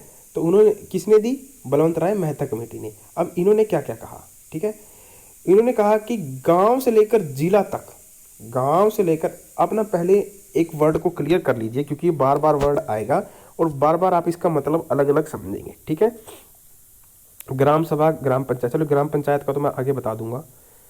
एक होता है ग्राम, एक होता है गांव, ठीक है। आपको लगता होगा कि ये दोनों एक हैं, जबकि ये दोनों एक नहीं है, दोनों अलग अलग शब्द हैं, ठीक है। ग्राम तो वो होता है जहाँ पे क्या होती है, ग्राम पंचायत, ठीक है। जहाँ पर क्या होती है, ग्राम पंचायत, जिस गांव में जिस ग्राम में ग्राम पंचायत होती है, या कहीं हम जिस गांव के अंदर ग्राम पंचायत होती है वो कहलाता है ग्राम। वो गांव नहीं, वो क्या कहलाएगा, ग्राम, ठीक है। गांव में जरूरी नहीं है कि ग्राम पंचायत हो, जैसे कि आपने देखा भी होगा, आप में से कई लोगों को पता भी होगा कि कैसे होता है कि कई गांवों की ना एक पंचायत होती है। जैसे कि आमतौर पर क्या होता है कि प्रत्येक गांव की अपनी ग्राम पंचायत होती है, ठीक है। तो कई बार देखा गया है कि कई 2-3 गांवों की एक ही ग्राम पंचायत है। जैसे यहाँ पंचकुला में कई गांव ऐसे हैं जिनकी 2 से 3 गांवों की एक ही ग्राम पंचायत है। आप जहाँ रहते हो वहाँ पे भी हो सकता है ऐसा, ठीक है। तो जैसे मान लीजिए 3 गाँव की एक ही ग्राम पंचायत है, तो वो जो तीनों गांव है ना अलग अलग, वो क्या कहलाएंगे, गांव कहलाएंगे। वो क्या कहलाएंगे, गांव कहलाएंगे, ना कि ग्राम, ठीक है। अगर मान लीजिए एक गांव है और उस गांव की अपनी ग्राम पंचायत है, तो वो कहलाएगा ग्राम, वो कहलाएगा ग्राम। तो गांव और ग्राम में डिफरेंस आपको पता होना चाहिए। क्लियर है। अब देखिए, अब इसने अपनी रिपोर्ट में क्या रिकमेंडेशन दी, इसने रिपोर्ट में रिकमेंडेशन दी कि ग्राम से लेकर जिला स्तर तक 3 स्तरीय पंचायत व्यवस्था की बात की। यानी जो पंचायत का स्तर होना चाहिए वो क्या होना चाहिए, 3 टायर। तो अगर आपसे पूछा जाए कि बलवंत राय मेहता कमेटी ने कितने स्तर की पंचायत व्यवस्था की बात की थी, तो आप क्या कहेंगे, त्रिस्तरीय। ठीक है, 3 स्तरीय। उन्होंने क्या कहा कि ग्राम स्तर पर, ग्राम के स्तर पर क्या होना चाहिए, ग्राम पंचायत होनी चाहिए। खंड के स्तर पर, जिसको आप ब्लॉक भी कहते हैं ना, खंड, खंड मतलब ब्लॉक, ब्लॉक लेवल पर क्या होनी चाहिए, पंचायत समिति, जिसका नाम ब्लॉक समिति भी होता है कहीं कहीं जगह। ठीक है, जैसे हरियाणा में ब्लॉक समिति है। जिला के स्तर पर क्या होनी चाहिए, जिला परिषद। ठीक है, तो वो 3 कौन कौन से रिकमेंडेशन दी बलवंत राय ने, ये ग्राम स्तर पर ग्राम पंचायत, खंड के स्तर पर पंचायत समिति और जिला के स्तर पर जिला परिषद। क्लियर है। अब देखिए इनकी सिफारिश को, जो इन्होंने जो रिकमेंडेशन दी 1958 में एनडीसी के द्वारा, राष्ट्रीय विकास परिषद के द्वारा स्वीकृति दे दी गई। ठीक है, तो एनडीसी क्या होता है, नेशनल डेवलपमेंट काउंसिल। और आपको पता है कि योजना आयोग क्या करता था, योजनाएं बनाता था, पर योजना आयोग की सभी योजनाओं को अंतिम रूप से लास्ट में अप्रूवल कौन देता था, एनडीसी। और इस एनडीसी का जो मुखिया होता है वो कौन होता है, प्रधानमंत्री। क्लियर है। तो एनडीसी का मुखिया कौन होता है, प्रधानमंत्री। ठीक है, उसका हेड कौन होता है, प्रधानमंत्री। तो योजना आयोग जो भी योजना बनाएगी उसको अंतिम अप्रूवल कौन देता था, एनडीसी। क्लियर है। तो इसकी सिफारिश को 1958 में एनडीसी ने स्वीकृत कर लिया, यानी इसको अप्रूवल दे दी। और इसी की तर्ज पर, याद रखेंगे, इसी की तर्ज पर 2 अक्टूबर 1959 को राजस्थान के नागौर जिले के बगदरी गांव में पंचायती राज व्यवस्था की स्थापना की गई। ठीक है, अभी इसको संवैधानिक दर्जा नहीं मिला है। देखिए अभी पूरा हमें स्टेप बाय स्टेप जाना है आगे, अभी इसको संवैधानिक दर्जा नहीं मिला है। ठीक है, तो 2 अक्टूबर 1959 को राजस्थान के नागौर जिला था और गांव कौन सा था, बगदरी। ठीक है, पंचायती राज व्यवस्था स्थापित की गई। और एक ट्रायल था कि देखिए देखते हैं ये स्थापित करके होता क्या है, कि कहाँ तक ये सफल हो पाती है व्यवस्थाएं। ठीक है, यानी एक ट्रायल किया गया था, ऐसा नहीं था कि पार्टिकुलर ही कर दिया गया, बाद में फिर खत्म भी कर दिया गया था, कि मैं बताऊंगा कैसे खत्म हुआ। ठीक है, और उसी के 9 दिन के बाद 11 अक्टूबर 1959 को आंध्र प्रदेश के महबूब नगर जिले के शादनगर गांव में पंचायती राज व्यवस्था को स्थापित किया गया। तो कई बार आपसे ऑप्शन में दे देता है कि सबसे पहले पंचायती राज व्यवस्था किन राज्यों में स्थापित की गई थी, तो आप कहेंगे राजस्थान और आंध्र प्रदेश। ठीक है, नागौर जिला, महबूब नगर जिला, बगदरी गांव, शादनगर गांव। क्लियर है, समझ में आ गया। अब देखिए ऐसे 1959 का दौर था, 1960 आया, फिर 61-62 आया। ठीक है, पर 1965 के आसपास जब ये पंचायती राज आई तो ये फेल हो गई। इसके फेल होने के कई कारण हैं, मैं आपको बता देता हूँ। देखिए जो 1960 से 70 तक का दशक था ना, अगर ये पूछा जाए कि भारत के इतिहास का सबसे गंदा दशक कौन सा है, तो आप कहेंगे 1960 से 70 तक का दशक। इतना तो भारत परेशान ब्रिटिश काल में भी नहीं हुआ जितना इस 10 सालों के अंदर हुआ था। क्यों, देखिए 1962 में क्या हुआ, भारत चीन के साथ युद्ध। 1965 में क्या हुआ, पाकिस्तान के साथ युद्ध। और 1964 में ही पंडित जवाहरलाल नेहरू की मृत्यु हो गई, फिर लाल बहादुर शास्त्री की मृत्यु हो गई। ठीक, और राजनीतिक अस्थिरता आ गई और अकाल भी पड़ गए। ठीक है, अकाल भी पड़ गए। इन्हीं 10 साल के अंदर दो प्रधानमंत्री चले गए, 2 युद्ध झेलने पड़े भारत को। देखिए युद्ध आसान बात नहीं होती है, युद्ध का खर्चा उठाना हर देश के बस की बात नहीं है। ठीक है, अगर आज हम किसी देश के साथ युद्ध भी करते हैं ना, तो आप मान के चलिए कि हम 30-40 साल पीछे चले जाएंगे, इसमें कोई डाउट नहीं है। ठीक है, क्योंकि युद्ध का खर्चा उठा पाना आसान बात काम नहीं है। क्लियर है।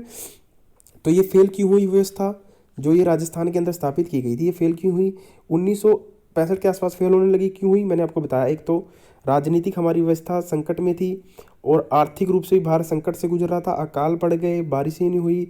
और आपको पता है भारत उत्पादन के तौर पर भी सफिशेंट नहीं था। 1966-67 के पास ही क्या हुई थी, हरित क्रांति स्टार्ट की गई थी। ठीक है, 2 प्रधानमंत्री चले गए, 2 युद्ध हो गए। तो इन सभी चीज़ों के अंदर ये क्या चीज़ें हो गई, ये व्यवस्थाएं सारी क्या हो गई, फेल हो गई। क्या क्या कारण थे, धन की कमी, राजनीतिक चेतना, लोग राजनीतिक रूप से जागृत नहीं थे, उनको पता ही नहीं था सिस्टम क्या था। ठीक है, एक तो नियमित चुनाव ना हो पाना, जो ये राजस्थान के अंदर व्यवस्था की गई थी इसमें कोई नियमित चुनाव नहीं होता था। ठीक है, जिसका दिल किया उसको बना दिया, मुंह देख कार्यक्रम होता था। ठीक है, और आंतरिक मतभेद यानी आंतरिक गुटबाजी बहुत ज़्यादा हो गई थी, इस वजह से ये व्यवस्थाएं फेल हो गई। ठीक है, तो उसके बाद दूसरी कमेटी बनी जिसका नाम था अशोक मेहता समिति 1977। ठीक है, तो आप अशोक मेहता समिति, इसका ना पूरा क्रम भी याद रखेंगे, क्योंकि क्रम से भी आप एक पूछ सकता है कि इनका सही क्रम में लगाइए इन समितियों को, ठीक है।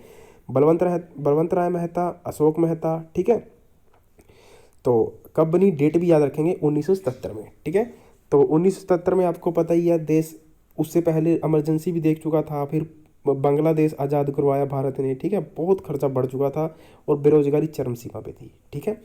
तो 1977 में जब जनता सरकार यानी मोरारजी भाई देसाई की सरकार बनी, तो इस पे दोबारा सोचा गया, दोबारा काम किया गया, ठीक है। तो मोरारजी भाई देसाई की अध्यक्षता में अशोक मेहता समिति का गठन किया गया, यानी जनता पार्टी की अध्यक्षता में अशोक मेहता समिति बनाई गई और इसने रिपोर्ट अपनी 1978 में सौंपी। और इसने क्या क्या सिफारिशें दी कि जो पंचायती राज व्यवस्था है वो क्या होनी चाहिए, 2 स्तर की होनी चाहिए, जबकि उसने क्या कहा था, 3 टायर, इसने क्या कहा, 2 टायर पंचायती राज व्यवस्था होनी चाहिए। ये सारी बातें याद रखेंगे।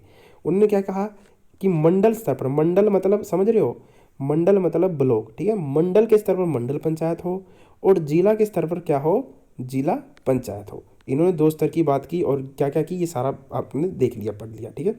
उसके बाद अशोक मेहता समिति ने पंचायती राज की सिफारिश नहीं की। अशोक मेहता जो समिति थी उसने पंचायत के स्तर पर, ठीक है, गांव के स्तर पर ग्राम पंचायत की सिफारिश, पंचायती राज लिख दिया मैंने यहाँ पे, यहाँ लिखेंगे आप ग्राम पंचायत, ठीक है। यहाँ क्या लिखेंगे, ग्राम पंचायत। तो ग्राम पंचायत की सिफारिश नहीं की थी। उन्होंने क्या की, मंडल के स्तर पर मंडल पंचायत, मंडल मतलब ब्लॉक, और डिस्ट्रिक्ट मतलब जिला के स्तर पर जिला परिषद होनी चाहिए, ठीक है। तो इन्होंने अपनी क्या क्या सिफारिशें दी, अपनी रिपोर्ट में क्या क्या कहा कि एक तो इनको संवैधानिक दर्जा दिया जाए। हालांकि देखिए, अब ये अब वर्ड आपको अजीब लग रहा होगा कि आपको लगा होगा कि संवैधानिक दर्जा तो एल एम सिंघवी की समय की समिति के आधार पर हुआ था, ठीक है, हुआ था, पर इन्होंने रिकमेंडेशन तो दी, सिफारिश तो दी, ठीक है। तो अगर आपसे पूछा जाए कि सबसे पहले किस समिति ने सिफारिश की थी, तो आप कहेंगे अशोक मेहता समिति। और किस समिति की सिफारिशों के आधार पर संवैधानिक दर्जा दिया गया, तब कहेंगे आप एल एम सिंघवी समिति, लक्ष्मी राव सिंघवी समिति। क्लियर है, दोनों में डिफरेंस पता होना चाहिए, ठीक है। और इन्होंने कहा कि जो उसमें चुनाव पहले क्या थे, इन्होंने कहा कि जो चुनाव होते हैं ग्राम पंचायत में या कहीं जो भी ये दोनों मंडल स्तर है और ग्राम जिला स्तर है, जिला परिषद है, इनमें जो चुनाव होंगे वो पार्टी बेस होने चाहिए, पार्टी के आधार पर होने चाहिए। यानी जो केंद्र में पार्टियां हैं उन्हीं के पार्टियों के क्या हो, प्रतिनिधि नीचे खड़े होंगे और वही चुने जाएंगे और वही काम करेंगे, ठीक है। और क्या कहा, अगर कोई पंचायत का विघटन हो जाता है तो 6 महीने के अंदर चुनाव होना जाना चाहिए। पहले क्या था कि चुनाव कोई विघट हो गई तो चुनाव ही नहीं होते थे, अगर होते थे तो अजीब ही तरीके से थे, कोई वोट डालता था कोई नहीं डालता था, ऐसे सिस्टम था। और उन्होंने कहा कि पैसों के लिए पंचायतों को टैक्स लगाने का अधिकार दिया जाए। सीधी सी बात है, देखिए पंचायतों के पास सीधी सी बात है कि अगर मान लीजिए इनकम का सोर्स होगा तभी तो वो कोई सकारात्मक कार्य कर पाएंगे, अदरवाइज तो कोई कार्य नहीं कर पाएंगे, ठीक है। तो पैसों के लिए क्या होना चाहिए, पंचायतों को टैक्स लगाने का अधिकार दिया जाना चाहिए, ठीक है। और सोशल ऑडिट होना चाहिए, यानी पंचायतों का क्या होना चाहिए, सोशल ऑडिट। सोशल ऑडिट का मतलब ग्राम सभा का कोई भी सदस्य अपने गांव के सरपंच से जान सकता है कि उसने ये पैसा कहाँ कहाँ खर्च किया है, इस पर कितना खर्च आया है, ठीक है। खैर अब तो ग्राम दर्शन पोर्टल आ चुका है, आप उस पर ऑनलाइन सब कुछ देख सकते हैं, ठीक है। अब तो हरियाणा में आ चुका है, बड़ा बहुत ज़बरदस्त सिस्टम है, ठीक है। तो ये बातें अशोक मेहता समिति से आप याद रखेंगे, जो जो मैंने आपको बताई, ये संवैधानिक दर्जा वाला जरूर याद रखेंगे। उसके बाद क्या हुआ, जीवी के राव समिति का गठन हुआ 1985 में, ठीक है। और इसका मेन उद्देश्य क्या था, देखिए एक्चुअली क्या हुआ था कि 1978 में अब बात आई कि सर जो इन्होंने जो ये रिकमेंडेशन दी उनको माना गया नहीं माना गया। आपको पता है 1978 में जब इन्होंने रिपोर्ट दी, 1979 में ही क्या था, मोरारजी भाई देसाई की सरकार गिर गई, फिर चंद्रशेखर बने, ठीक है, सॉरी चरण सिंह बने फिर पीएम, वो भी गिर गए, ठीक है। फिर 80 में दोबारा सरकार किसकी आई, इंदिरा गांधी की। पर इंदिरा गांधी ने क्या किया, इस पे काम करना स्टार्ट किया और जो ये समिति बनी थी इसको तो ख़त्म ही कर दिया, ठीक है। उन्होंने अपनी नई समिति बनानी चाहिए, पर दुर्भाग्यवश क्या हुआ कि 1984 के आसपास इंदिरा गांधी की मृत्यु हो गई, ठीक है, उनका मर्डर कर दिया गया, आपको पता ही है, ठीक है। तो जब उनका मर्डर कर दिया गया तो उसके बाद 1985 में सरकार बनी राजीव गांधी की, ठीक है। और सबसे ज़्यादा बहुमत से 410 11 410 पता नहीं 11 सीटें लेके आई थी कांग्रेस उस समय, अब तक का सबसे बड़ा बहुमत था वो, ठीक है। तो जब 1985 में जब सरकार बनी तो राजीव गांधी ने जब इस पे काम करना स्टार्ट किया तो उन्होंने अपनी मर्जी से मतलब अपनी इच्छा के अनुसार जीवी राव समिति का गठन किया, ठीक है। क्योंकि जो अशोक मेहता समिति थी वो तो जनता पार्टी ने बनाई थी ना, अब ये कांग्रेस की समिति थी, कांग्रेस पार्टी के द्वारा गठित की गई समिति। तो आप डेट रखेंगे याद 1985। और इसका उद्देश्य क्या था, ग्रामीण विकास करना और निर्धनता उन्मूलन यानी गरीबी को हटाना, ठीक है, गरीबी दूर करना, पॉवर्टी दूर करना और ग्रामीण विकास करना, ठीक है, ये दोनों इनके उद्देश्य थे। अब देखिए इन्होंने क्या सिफारिशें दी, जीवी राव समिति ने क्या सिफारिश दी, इसने 4 स्तरीय, यहाँ 3 लिख दिया, इस पर क्या लिखेंगे आप 4 स्तरीय, ठीक है। 4 स्तरीय पंचायती राज व्यवस्था होना चाहिए। बलवंत राय मेहता ने 3 स्तरीय, अशोक मेहता ने 2 स्तरीय और जीवी राव ने 4 स्तरीय। देखिए आप इसको ना ऐसे भी याद रख सकते हैं, बलवंत राय मेहता कितने वर्ड है उसमें, 3 वर्ड है ना, बलवंत राय मेहता तो 3 स्तरीय, अशोक मेहता 2 वर्ड है तो 2 स्तरीय, GV राव 4 वर्ड है तो 4 स्तरीय, ठीक है। तो नाम से भी ऐसे याद रख सकते हैं, ठीक है। तो इन्होंने क्या किया, 4 स्तरीय पंचायती राज व्यवस्था की सिफारिश की और क्या कहा, एक नया पद स्थापित किया। उन्होंने कहा कि जिला पंचायत के लिए जिला विकास आयुक्त होना चाहिए, ठीक है, ये सबसे इंपॉर्टेंट पॉइंट था इसका। उन्होंने कहा कि जो जिला पंचायत है उनके विकास के लिए एक क्या होना चाहिए, जिला आयुक्त होना चाहिए, जिला विकास आयुक्त होना चाहिए, जिला डिस्ट्रिक्ट डेवलपमेंट ऑफिसर होना चाहिए, ठीक है। और एक नए पद का गठन किया। उसके बाद उन्होंने कहा कि SC ST OBC और महिलाओं के लिए रिप्रेजेंटेशन के लिए स्पेशल व्यवस्था होनी चाहिए, यानी स्पेशल प्रोविज़न होने चाहिए, क्योंकि जिस बात को लेकर अंबेडकर डर रहे थे वही बात मतलब होने वाली थी। तो उसकी रिकमेंडेशन किसने की, इन्होंने, किसने, जीवी राव समिति ने, कि SC लोगों के लिए रिजर्वेशन हो, ST लोगों के लिए रिजर्वेशन हो, OBC महिलाओं के लिए रिजर्वेशन हो, ताकि जो हमारे अपने आपस का जो भेदभाव है उसको कम किया जा सके। और जो जातियां शुरू से प्रताड़ित की गई थी उनको भी प्रतिनिधि, उनको भी शासन करने का मौका दिया जाए, हिस्सा दिया जाए, ठीक है। और क्या कहा कि नियमित चुनाव होने चाहिए, ठीक है, ये सारी रिकमेंडेशन दी गई। उसके बाद फिर LM सिंघवी समिति का गठन किया गया 1986 में, ठीक है। तो LM सिंघवी ने क्या कहा, इन्होंने कहा कि 3 स्तरीय पंचायती राज होना चाहिए। इन्होंने कितना कहा, 3 स्तरीय, ठीक है, जैसे कि नाम से पता है LM सिंघवी यानी 1 2 3 वर्ड है तो इसने क्या कहा, 3 स्तरीय। और इन्होंने क्या किया, कहा कि जो पंचायती राज है इसको संवैधानिक दर्जा दिया जाए, ठीक है, इसको क्या दिया जाए, संवैधानिक दर्जा दिया जाए, ये सबसे इंपॉर्टेंट पॉइंट है। और उसके बाद क्या कहा कि जो चुनाव होंगे वो पार्टी के आधार पर नहीं होने चाहिए, जबकि अशोक मेहता ने क्या कहा था कि जो चुनाव होंगे पार्टी बेस होने चाहिए। इन्होंने कहा कि पार्टी बेस चुनाव नहीं होने चाहिए। आज आपने देखा होगा, आज भी जब भी पंचायतों के चुनाव होते हैं वहाँ कोई पार्टी विशेष की वो नहीं होता, झंडे नहीं आते, ठीक है। हालांकि लोग ये कहते हैं कि पार्टी बेस चुनाव न होने चाहिए, पर आप सच्चाई क्या है आप लोगों को सबको पता है, वो डायरेक्टली इनडायरेक्टली पार्टी से ही संबंधित होते हैं, ठीक है। जो सरपंच होते हैं किसी ना किसी पार्टी से ही संबंधित होते हैं, ठीक है। और क्योंकि ये चीज़ हमारे ग्रामीण विकास ना हो पाने का सबसे बड़ा कारण है, ये गांव का विकास ना हो पाने का सबसे बड़ा कारण ये है कि जो सरपंच है वो क्या होता है, किसी पार्टी विशेष से जुड़ा होता है, ठीक है। और उसी पार्टी विशेष की वजह से, जैसे कि मान लीजिए MLA है तो MLA से वो जब जुड़ा होगा ना तो MLA को सिर्फ अपने वोट से मतलब है, उसको गांव में क्या हो रहा है उससे उसको कोई मतलब नहीं है, ठीक है। उसको सिर्फ चाहिए वोट, और वोट दिलवाता है उसको सरपंच, सीधी सी बात है। और सरपंच पूरा चरम स्तर पर अपना करप्शन करता है फिर गांव के अंदर, आपको पता ही है। खैर अब तो फिर भी बहुत लोग अवेयर हो चुके हैं, क्योंकि देखिए करप्शन ना, कभी भी आप कोई भी कानून बना लीजिए, लोकपाल ले आइए, कोई भी ले आइए, कभी भी ना करप्शन कानून बनाने से कभी ख़त्म नहीं होगा।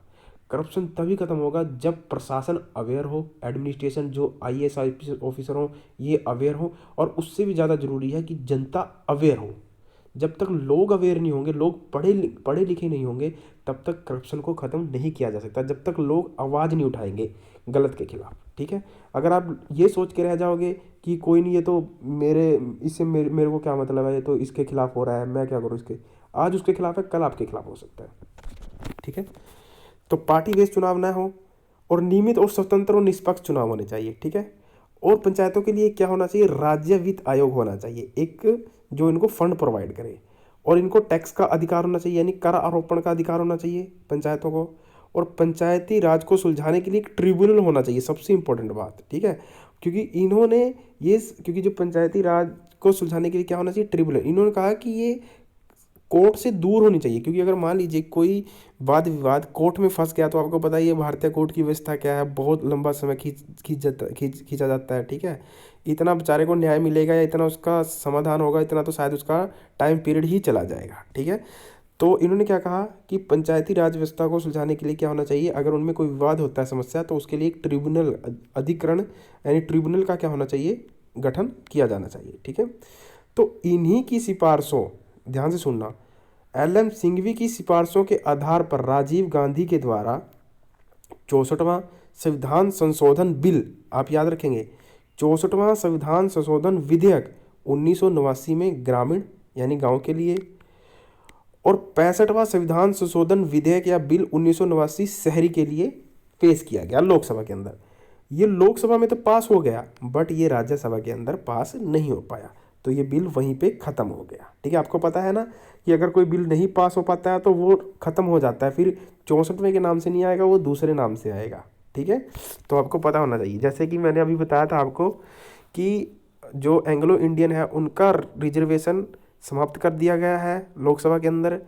तो बिल पूछे तो 126, अगर अमेंडमेंट पूछे तो 104, ठीक है, क्योंकि सभी बिल थोड़ी ना जरूरी है कि पास होंगे। तो ये फेल हो चुका था, राज्यसभा के अंदर पास ना हो पाया।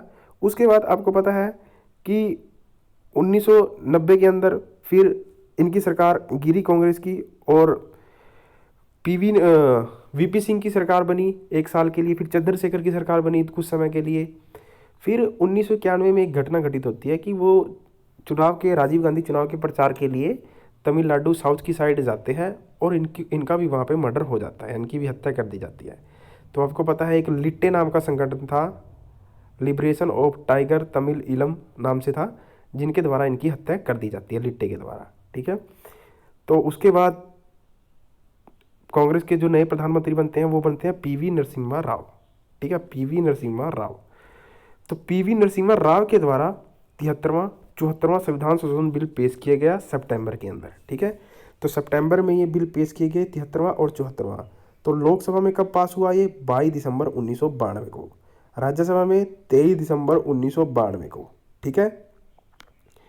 और राष्ट्रपति का अनुमोदन, राष्ट्रपति ने कब साइन किया इस पे, 20 अप्रैल 1993 को, और देश भर में कब लागू हुआ, 24 अप्रैल 1993 को, और इसी वजह से 24 अप्रैल को पंचायती राज दिवस मनाया जाता है, ठीक है। तो ये तो थी एक क्रम था हमारा पंचायती राज व्यवस्था का कि कैसे कैसे पंचायती राज भारत में आया और कैसे उसका विकास हुआ और कैसे उसको संवैधानिकता मिली, ठीक है, क्लियर है। तो अगर पूछे कि 73वां 74वां अमेंडमेंट बिल किसने पेश किया था, तो नरसिम्हा राव ने, ठीक है। 1992 में लोकसभा में पास हुआ, 23 दिसंबर 92 में राज्यसभा में। आपको पता है ना कि किसी भी बिल को एक्ट बनने के लिए लोकसभा, राज्यसभा और राष्ट्रपति का अनुमोदन चाहिए, एसेंस चाहिए, तभी वो एक्ट बन पाता है। फिर राष्ट्रपति ने 20 अप्रैल 1993 को हस्ताक्षर किए, और 24 अप्रैल 1993 को पूरे देश में लागू कर दिया गया। अब देखिए, अब ये हो गया था विषय संवैधानिक, पंचायती राज हो गया था संवैधानिक। अब पंचायतों का गठन करना हर राज्य के लिए हो गया था अनिवार्य, क्योंकि ये क्या हो गया था, कॉन्स्टिट्यूशनल, और कॉन्स्टिट्यूशनल में जो बात लिखी है अब वो तो अप्लाई होगी, ठीक है। तो अब आई तो आपको यहाँ तक समझ में आया होगा, ठीक है। उसके बाद यहाँ भी देखिए, थोड़ा सा ध्यान रखना, यहाँ से कन्फ्यूजन पॉइंट आ सकता है। तो 73वां जो संविधान संशोधन अधिनियम अब क्या बन गया था, ये एक्ट बन गया था, यानी अधिनियम 1992, ठीक है, बन गया।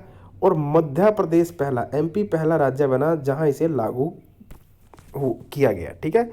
तो अगर आपसे पूछा जाए कि 73वां संविधान संशोधन अधिनियम सबसे पहले किस राज्य में लागू किया गया था, तो आप कहेंगे मध्य प्रदेश। गलती से आप इसको राजस्थान के साथ रिलेट मत कर देना, क्योंकि अब क्या बन गया था, ये अधिनियम, एक्ट बन चुका था, ठीक है, 73वां संविधान संशोधन अधिनियम। और वैसे भी स्वाभाविक सी बात है कि 73वां संविधान संशोधन अधिनियम तो 1992 के आसपास आया, और राजस्थान में तो 1959 की बात है, ठीक है। अब देखिए, संविधान में क्या क्या चेंज किया गया, क्योंकि संविधान में संशोधन किया गया तो उसमें क्या क्या चेंज हुए। एक तो भाग 9 जोड़ा गया, ठीक है। आपको पता है हमारे संविधान में कितने भाग हैं,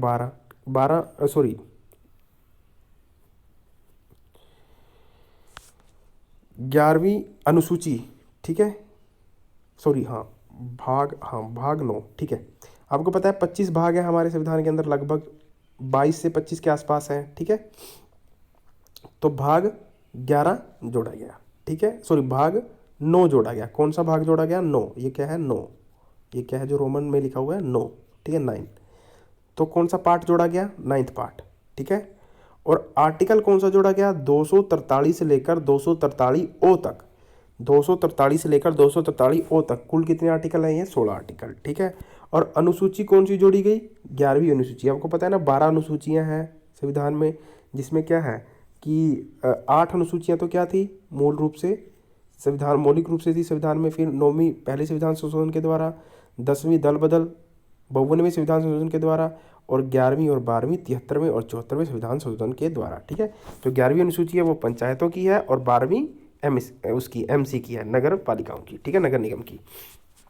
तो जो 11वीं अनुसूची जोड़ी गई पंचायती राज से संबंधित, और उसमें कितने विषय दिए गए, 29 विषय, ठीक है, 29 विषय दिए गए। और कहा गया कि इन पे कानून बनाने का पूरा पूरा अधिकार किसका है, तो आप कहेंगे राज्य सरकार का, ठीक है, पंचायतों का। और जब ये बिल लाया गया था तो मैंने आपको बताया प्रधानमंत्री कौन थे, PV नरसिम्हा राव, और राष्ट्रपति कौन थे, शंकर दयाल शर्मा। तो राष्ट्रपति भी याद रखेंगे। उसके बाद देखिए, ये तो थी जो मैंने ऊपर समितियां बताई थी, एक तो आप इनका क्रम याद रखेंगे, और कुछ पंचायती राज से संबंधित कुछ और भी कमेटियां थी जो इम्पोर्टेंट है, पर वो इतना मतलब इतनी इम्पोर्टेंट नहीं थी जितनी, पर बनी तो थी ना, आपसे पूछ सकता है। एक तो थी दांतेवाला समिति 1978, हनुमंत राव समिति 1984, PK थुंगन समिति 1988, गोड़गल समिति 1988, और भूरिया समिति 1995, ठीक है। तो ये जो भूरिया समिति है खास तौर पर याद रखेंगे, क्योंकि इसके बाद STE क्षेत्र के अंतर्गत पंचायती राज को लागू किया गया, वो आगे मैं बताऊंगा पूरा डिटेल में, ठीक है। तो ये 5 समितियां भी किससे संबंधित थी, ये 5 समितियां भी किससे संबंधित थी, तो आप कहेंगे सर पंचायती राज से संबंधित थी, ठीक है।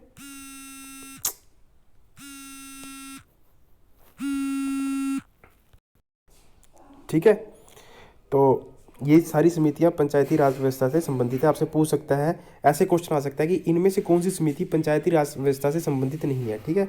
और उसमें दांतेवाला दे दे, आपने दांतेवाला का नाम भी नहीं सुना है, ठीक है, तो कभी गड़बड़ हो जाए, ध्यान रखेंगे। तो अब देखिए जरा एक एक बार नज़र मार लेते हैं कि जो 11वीं अनुसूची है उसमें 29 विषय जो पंचायतों को दिए गए हैं वो क्या क्या हैं, ठीक है। तो ये इतना इम्पोर्टेंट नहीं है, फिर भी आ सकता है, कुछ नहीं कह सकते, ठीक है। तो उसको मैं थोड़ा बिल्कुल आराम से आपको याद करवा देता हूँ। जैसे सबसे पहले देख लेते हैं कि कृषि से संबंधित कौन कौन से हैं। तो कृषि से संबंधित 5 विषय हैं, कौन कौन से हैं, कृषि एवं विस्तार, भूमि सुधार, विकास, संरक्षण व चकबंदी, लघु सिंचाई, मत्स्य पालन, पशुपालन, डेयरी, कुक्कुट पालन, ठीक है। तो ये 5 विषय किस में आते हैं, कृषि संबंधी। तो 5 हो गए 29 में से, कितने बच गए, 24, वो भी कर लेते हैं। 4 क्या है, वन और वन उपज उद्योग, ठीक है। उसमें क्या आता है, सामाजिक वानिकी, और सामाजिक वानिकी में मैंने बताया था क्या क्या आता है, लघु वन उपज, खादी और लघु उद्योग, ये किस में आते हैं, वन उपज और उद्योग के अंदर। 4, तो 25 में से 4, 21 रह गए, ठीक है। अब देखिए 5 विषय कौन कौन से हैं, मूलभूत अवस्था, ग्रामीण आवास, पेयजल, सड़कें, पुलिया, यातायात, विद्युतीकरण और ईंधन चारा, ये भी किसका विषय है, पंचायतों का विषय है। 5 ये हो गए, ठीक है। उसके बाद ऊर्जा व निर्धनता से संबंधित, गैर परंपरागत ऊर्जा स्रोत, निर्धनता उन्मूलन कार्यक्रम, ये भी क्या है, पंचायतों के ही विषय है। आपसे पूछ सकता है कि इनमें से कौन सा विषय पंचायती राज का नहीं है, ध्यान रखेंगे। संस्कृति, सांस्कृतिक कार्यक्रम और बाजार और मेले, ये भी किसका है, पंचायती राज व्यवस्था का है। स्वास्थ्य, प्राथमिक स्वास्थ्य के अंदर डिस्पेंसरी होता है ना, ये भी किस में आता है, पंचायती राज व्यवस्था के का विषय है, ठीक है। शिक्षा, प्राथमिक व माध्यमिक शिक्षा, यानी कक्षा 1 से लेकर 8वीं तक, ठीक है। कक्षा 1 से लेकर 8वीं तक क्या होती है, ये भी पंचायती राज व्यवस्था का विषय है। तकनीकी और व्यावसायिक प्रशिक्षण, ठीक है। प्रौढ़ व औपचारिक शिक्षा और लाइब्रेरी, ये भी किसका है, पंचायतों का विषय है। आगे है कल्याण, परिवार कल्याण, महिला विकास, महिला बाल विकास, सामाजिक कल्याण और PDS, ठीक है। PDS समझते हो ना, वो जो राशन मिलता है, पब्लिक डिस्ट्रीब्यूशन सिस्टम प्रणाली के तहत, ठीक है। तो सार्वजनिक वितरण प्रणाली बोलते हैं जिसको। और सार्वजनिक संपत्तियों का संरक्षण, ये भी किसका विषय है, पंचायतों का विषय है, ठीक है। तो ये तो थे हमारे क्या, कि जो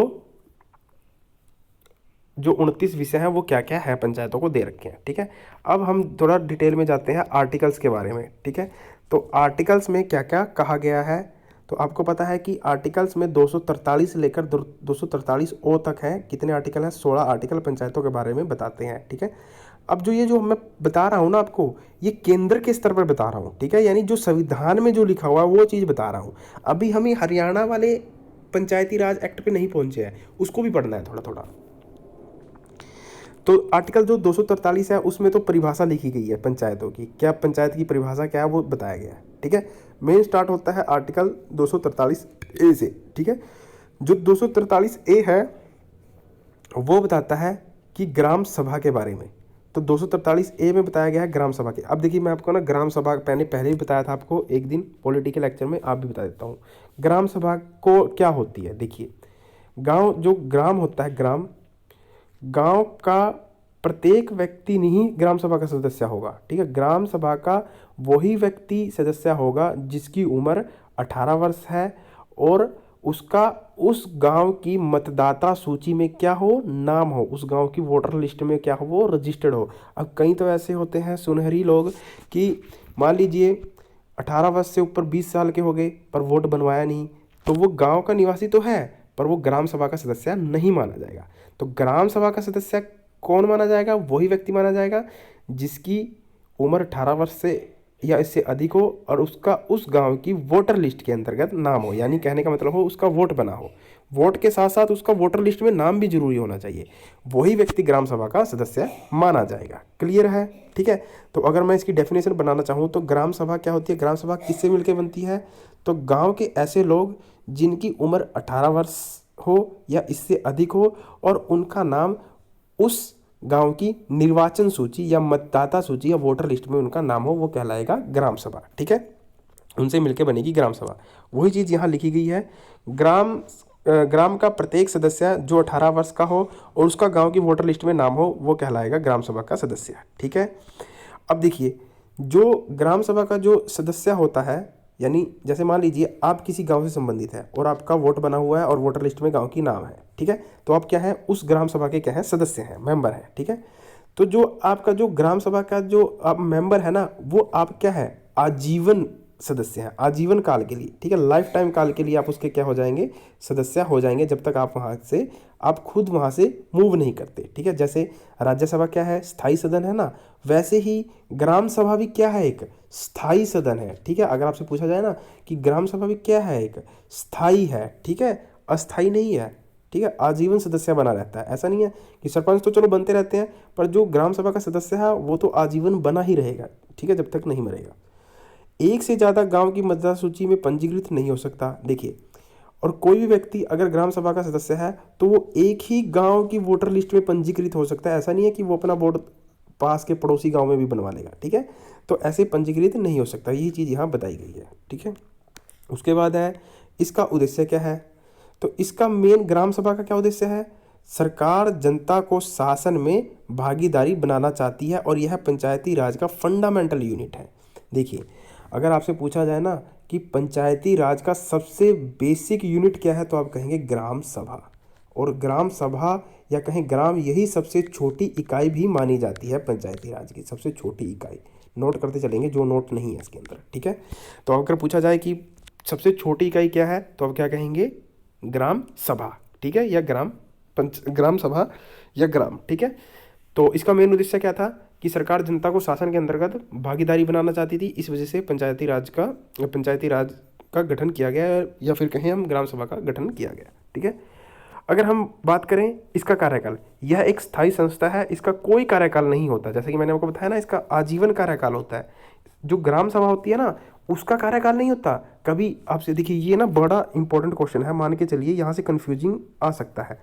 अगर आपसे पूछे कि ग्राम सभा का कार्यकाल कितना होता है, और पहला ही ऑप्शन मिलेगा 5 वर्ष, और सबसे पहले बच्चे मारेंगे टिक 5 वर्ष, और वो गलत हो जाएगा। अरे 5 वर्ष कार्यकाल सरपंच का होता है और पंच का। ठीक है, ग्राम सभा का कोई भी कार्यकाल नहीं होता। ग्राम सभा तो आजीवन काल के लिए एक स्थायी संस्था है, ध्यान रखेंगे इस पॉइंट को। ठीक है, बड़ा इंपॉर्टेंट पॉइंट है। क्लियर है? उसके बाद बैठकें, तो बैठकें आपको पता है कि ग्राम सभा की 3 बैठकें बुलाई जाती हैं, ठीक है। तो 3 बैठकों को हम वैसे तो साल के अंतर्गत देखिए, एक साल में 365 लगभग दिन होते हैं, नॉन लीप ईयर की बात करें तो 300 के 365 दिन ही मीटिंग बुलाई जा सकती है, बैठक बुलाई जा सकती है ग्राम सभा की, ठीक है। पर ऐसा जरूरी नहीं है कि 365 दिन बुलाए, वो अपने ऊपर डिपेंड करता है। पर सामान्यतः बात रखी गई है कि वर्ष के अंतर्गत 6 बैठकें होनी चाहिए, सामान्य बैठकें, ठीक है। तो जो सामान्य बैठकें हैं ग्राम सभा की, ठीक है। अभी देखिए एक वर्ड मैं फिर आपको क्लियर कर देता हूँ, ग्राम सभा और ग्राम पंचायत, ठीक है। एक कभी गड़बड़ कर दो सारा, ठीक है। ये दोनों क्या है, अलग अलग हैं, एक नहीं है, ये दोनों अलग अलग हैं। ग्राम सभा में ग्राम सभा किससे मिलकर बनती है? गांव के लोगों से जिनकी आयु 18 वर्ष हो और उनका उन गांवों की निर्वाचन सूची में क्या हो, नाम हो। और इस ग्राम पंचायत किससे मिलकर बनती है? ग्राम पंचायत मिलकर बनती है ग्राम सभा और आपके क्या बोलते हैं, ग्राम पंचायत किससे मिलकर बनेगी? एक तो पंच होंगे उसमें और एक सरपंच, ठीक है। पंच और सरपंचों को मिलकर जो बनती है वो कहलाती है ग्राम पंचायत, ठीक है। क्लियर हो गया? तो ग्राम पंचायत और ग्राम सभा और ग्राम और गांव दोनों में डिफरेंस मैंने बता दिया। तो अगर बात करें ग्राम सभा की बात कर रहे हैं, नोट ग्राम पंचायत, ठीक है। ग्राम सभा की बात करें तो इसकी 3 बैठकें बुलाई जा सकती हैं, एक तो सामान्य बैठक, संयुक्त बैठक और वार्षिक बैठक, ठीक है। संयुक्त बैठक और वार्षिक बैठक। तो वर्ष के अंतर्गत वर्ष में 6 बैठकें, सामान्य बैठकें बुलाई जाती हैं ग्राम सभा की, ठीक है। अब कब कब बुलाई जाती हैं वो भी देखिए। 23 जनवरी से शुरू होने वाला पहला सप्ताह, ठीक है। यानी 23 जनवरी के बाद जो पहला सप्ताह स्टार्ट होगा उसमें एक तो बैठक बुलाई जाएगी। दूसरी बैठक बुलाई जाएगी 14 अप्रैल से शुरू होने वाले सप्ताह के बाद। 14 अप्रैल के बाद जो भी सप्ताह शुरू होगा एक तो उसमें बुलाई जाएगी। एक बुलाई जाएगी 20 अगस्त के बाद जो भी सप्ताह शुरू होगा, ठीक है। और एक बुलाई जाएगी 2 अक्टूबर के बाद जो भी सप्ताह शुरू होगा, ठीक है। तो इनमें क्या बुलाई जाएगी, चार तारीखें तो बता दी, डेट ये करके कि इस सप्ताह को बुलाई जाएंगी, ठीक है। 23 जनवरी का मतलब 23 जनवरी के बाद जो भी सप्ताह शुरू होगा ना उसमें कभी भी बैठक बुलाई जा सकती है। कौन सी? सामान्य बैठक, ठीक है। उसके बाद जून में सुझाए किसी भी दिन, जून के महीने में किसी भी दिन बैठक बुलाई जा सकती है। और नवंबर में भी किसी भी दिन बैठक बुलाई जा सकती है। ये 6 बैठकें बुलाई जा सकती है। अगर आप देख रहे हो 23 जनवरी आपको पता है सुभाष चंद्र बोस जयंती, 14 अप्रैल अंबेडकर, 20 अगस्त राजीव गांधी के संबंध से और 2 अक्टूबर गांधी जयंती, ठीक है। तो ये सारे इन्हीं की डेट पर रखी गई है। तो 6 बैठकें कब कब बुलाई जा सकती हैं ये बता दिया। अब देखिए इन 6 बैठकों के अतिरिक्त बैठक भी बुलाई जा सकती है, ठीक है। ऐसा नहीं है कि 6 ही बैठकें हैं, मैंने आपको कहा ना कि 300 के 65 दिन बैठकें बुलाई जा सकती हैं। तो 6 के अतिरिक्त बुलाई जाएंगी तो वो क्या कहलाएंगी, अतिरिक्त बैठक। और उन बैठकों को बुलाने का क्या प्रोसेस होगा, ठीक है। देखिए उसको क्या प्रोसेस होगा, यदि ग्राम सभा 1/3 लिखित रूप में मांग करे, यानी जो ग्राम सभा है, आप समझ गए ना, ग्राम सभा आपके माइंड में बैठ जाना चाहिए। ग्राम सभा में कौन कौन आएंगे, आप लोग सभी आएंगे ग्राम सभा में, क्योंकि अगर आपका वोट है, ठीक है। अगर आप पूरी ग्राम सभा, मान लीजिए अगर ग्राम सभा में 100 लोग हैं, मान लेते हैं, ठीक है। अगर वहाँ की 1/3 ग्राम सभा के सदस्य लिखकर सरपंच को कहें, लिखित मांग करें कि ग्राम सभा की बैठक बुलानी चाहिए अतिरिक्त, तब किसी मुद्दे पर बैठक बुलाई जा सकती है 1/3, ठीक है। याद रखेंगे 1/3, ठीक है। या फिर डीसी, ठीक है। डीसी कौन होता है? डिस्ट्रिक्ट कलेक्टर, या फिर जिला पंचायत या जनपद के आग्रह करने पर, यानी या तो डीसी कहे या जिला पंचायत कहे या जनपद के अधिकारी आग्रह करें कि ग्राम सभा की बैठक होनी चाहिए, तब बुलाई जा सकती है, ठीक है। अब देखिए ये जो दोनों बैठकें हैं, ये दोनों बैठकें हैं 30 दिन के भीतर बुलाई जाएंगी। दोनों बैठकें कैसे बुलाई जाएंगी? 30 दिन के भीतर। अगर मान लीजिए ग्राम सभा ने 1/3 लिखित रूप से मांग कर दी है कि दे दिया लिखकर सरपंच को कि ग्राम सभा की बैठक बुलाई जानी चाहिए, ठीक है। तो 30 दिन के अंतर्गत ये क्या होनी चाहिए, बैठक होनी चाहिए 30 दिन के अंतर्गत, ठीक है। तो ये आप याद रखेंगे सारे पॉइंट। अब देखिए उसके बाद जो ग्राम सभा की जो बैठक होगी उसकी अध्यक्षता कौन करेगा, ठीक है। मैं बार बार याद कर रहा हूँ ग्राम सभा, नोट ग्राम पंचायत, ठीक है। क्योंकि आगे ग्राम पंचायत आएगा फिर आप कन्फ्यूज हो जाओगे कि सर इसमें आपने अध्यक्षता सरपंच बता दिया, उसमें ग्राम सचिव बता दिया, ठीक है। तो अभी याद रखेंगे। तो अब जो इसका जो प्रिसाइडिंग यानी जो इसकी अध्यक्षता करेगा, कौन कौन करेगा, जो बैठक बुलाई जाएगी उसका कोई ना कोई तो होगा ना मुखिया मेन, ठीक है। तो सबसे पहले कौन होगा? सरपंच, ठीक है। अगर मान लीजिए सरपंच अब्सेंट है तो कौन होगा? उप सरपंच। तो तो आपने देखा होगा कि देखिए जो सरपंच होता है इसका तो प्रत्यक्ष रूप से चुनाव होता है, उप सरपंच का कोई चुनाव नहीं होता, इसको तो पंच लोग आपस में ही मिलकर बना देते हैं अपनी सहमति से, ठीक है। तो उप सरपंच अब्सेंट हुआ, अगर सरपंच अब्सेंट हुआ तो कौन बैठक की अध्यक्षता करेगा? उप सरपंच। अगर उप सरपंच भी अब्सेंट हुआ तो ग्राम सभा के सदस्यों में से कोई भी एक सदस्य इस बैठक की अध्यक्षता करेगा। क्लियर है? आगे, बैठक की समय, स्थान और तारीख का निर्धारण, ठीक है, ये कौन करेगा? देखिए बैठक जो बुलाई जाएगी इसके लिए समय, स्थान और तारीख का निर्धारण कौन करेगा? सरपंच करेगा, ठीक है। सरपंच नहीं होगा, अगर सरपंच एब्सेंट है तो उप सरपंच, अगर उप सरपंच एब्सेंट है तो कौन करेगा? ग्राम सचिव, जो आप बनने वाले हो, ठीक है। और बैठक की सूचना, देखिए जब भी बैठक होगी तो उसकी सूचना 7 दिन पहले सभी को दी जाएगी, ठीक है। बट विशेष परिस्थिति में 3 दिन पहले, कोई इमरजेंसी आ जाए तो 3 दिन पहले, अगर कोई बैठक अतिरिक्त बैठक बुलानी है तो 7 दिन पहले सरपंच को सूचित किया जाएगा कि भाई बैठक बुलानी है 7 दिन पहले, तो आप इस दिन आ जाना, ठीक है, इस दिन आप अध्यक्षता के लिए आ जाना। अगर कोई विशेष परिस्थिति है तो 3 दिन पहले तो कम से कम सरपंच को बताना पड़ेगा, क्योंकि जरूरी थोड़ी ना कि सरपंच आपके लिए फ्री है, उसको भी तो कोई काम हो सकते हैं, पर्सनल काम हो सकते हैं, ग्रामीण काम हो सकते हैं, पंचायत के काम हो सकते हैं, ठीक है। वो किसी विषय को लेकर कहीं बाहर गया हो, ठीक है, तो कम से कम उसको कुछ दिन पहले की मोहलत तो देनी चाहिए ना, ठीक है। और बैठक, जो भी बैठक होगी उसमें जो भी डिसीजन लिए जाएंगे उसकी एक फ़ोटोकॉपी पंचायत कार्यालय में लगा दी जाएगी। गाँव में, हर एक गाँव में पंचायत कार्यालय होता है, ठीक है। और मनियाद करवाई जाएगी। मनियाद समझते हो? ढोल के साथ एक गांव में किसी व्यक्ति के द्वारा जो ढोल वगैरह बजाता है, ढोल के साथ जोर जोर से मनियाद यानी बजा बजाकर बताया जाता है कि यहाँ पर आज ग्राम सभा की बैठक होगी, सभी ने पहुँचना है, ठीक है, ग्राम सभा के सभी सदस्यों ने पहुँचना है। तो ये होता है मनियाद करवाना। क्लियर है? तो बैठक की समय, स्थान, पूर्ति सब मैंने बता दिया। उसके बाद देखिए, उसके बाद है गणपूर्ति कोरम। देखिए पहले आप इस कोरम को, गणपूर्ति का मतलब क्या होता है? कोरम होता है। कोरम को हिंदी में लिख दिया, वैसे कोरम इंग्लिश में लिखा होता है। ये कोरम क्या होता है? कोई भी बैठक होती है ना, तो किसी बैठक को मतलब वैलिड रूप देने के लिए, उसको चलाने के लिए एक न्यूनतम नंबर होता है, ठीक है। जैसे अगर मैं बात करूँ 545 सांसद हैं लोकसभा के अंतर्गत, ठीक है। तो लोकसभा ऐसा है कि मान लीजिए सरकार के 10-12 व्यक्ति आए, 10-15 मंत्री आए और कोई भी कानून बनाया और कोई भी डिसीजन लिया और देश में लागू कर दिया, ठीक है, ऐसा नहीं होगा, वो इनवैलिड होगा। कोई भी डिसीजन तभी वैलिड होगा जब तक लोकसभा के अंतर्गत गणपूर्ति कोरम पूरा ना हो, ठीक है। यानी कोरम क्या होना चाहिए? पूरा होना चाहिए। कोरम क्या होता है? टोटल व्यक्तियों का 1/10, यानी अगर आप 545 का 1/10 निकालेंगे तो लगभग 55 होना चाहिए, ठीक है। तो कोई भी बिल पास होगा लोकसभा के अंतर्गत, तो कम से कम उस लोकसभा के अंतर्गत जिस दिन बिल पास होगा उस दिन 55 सदस्य तो बैठे होने ही चाहिए। क्लियर है?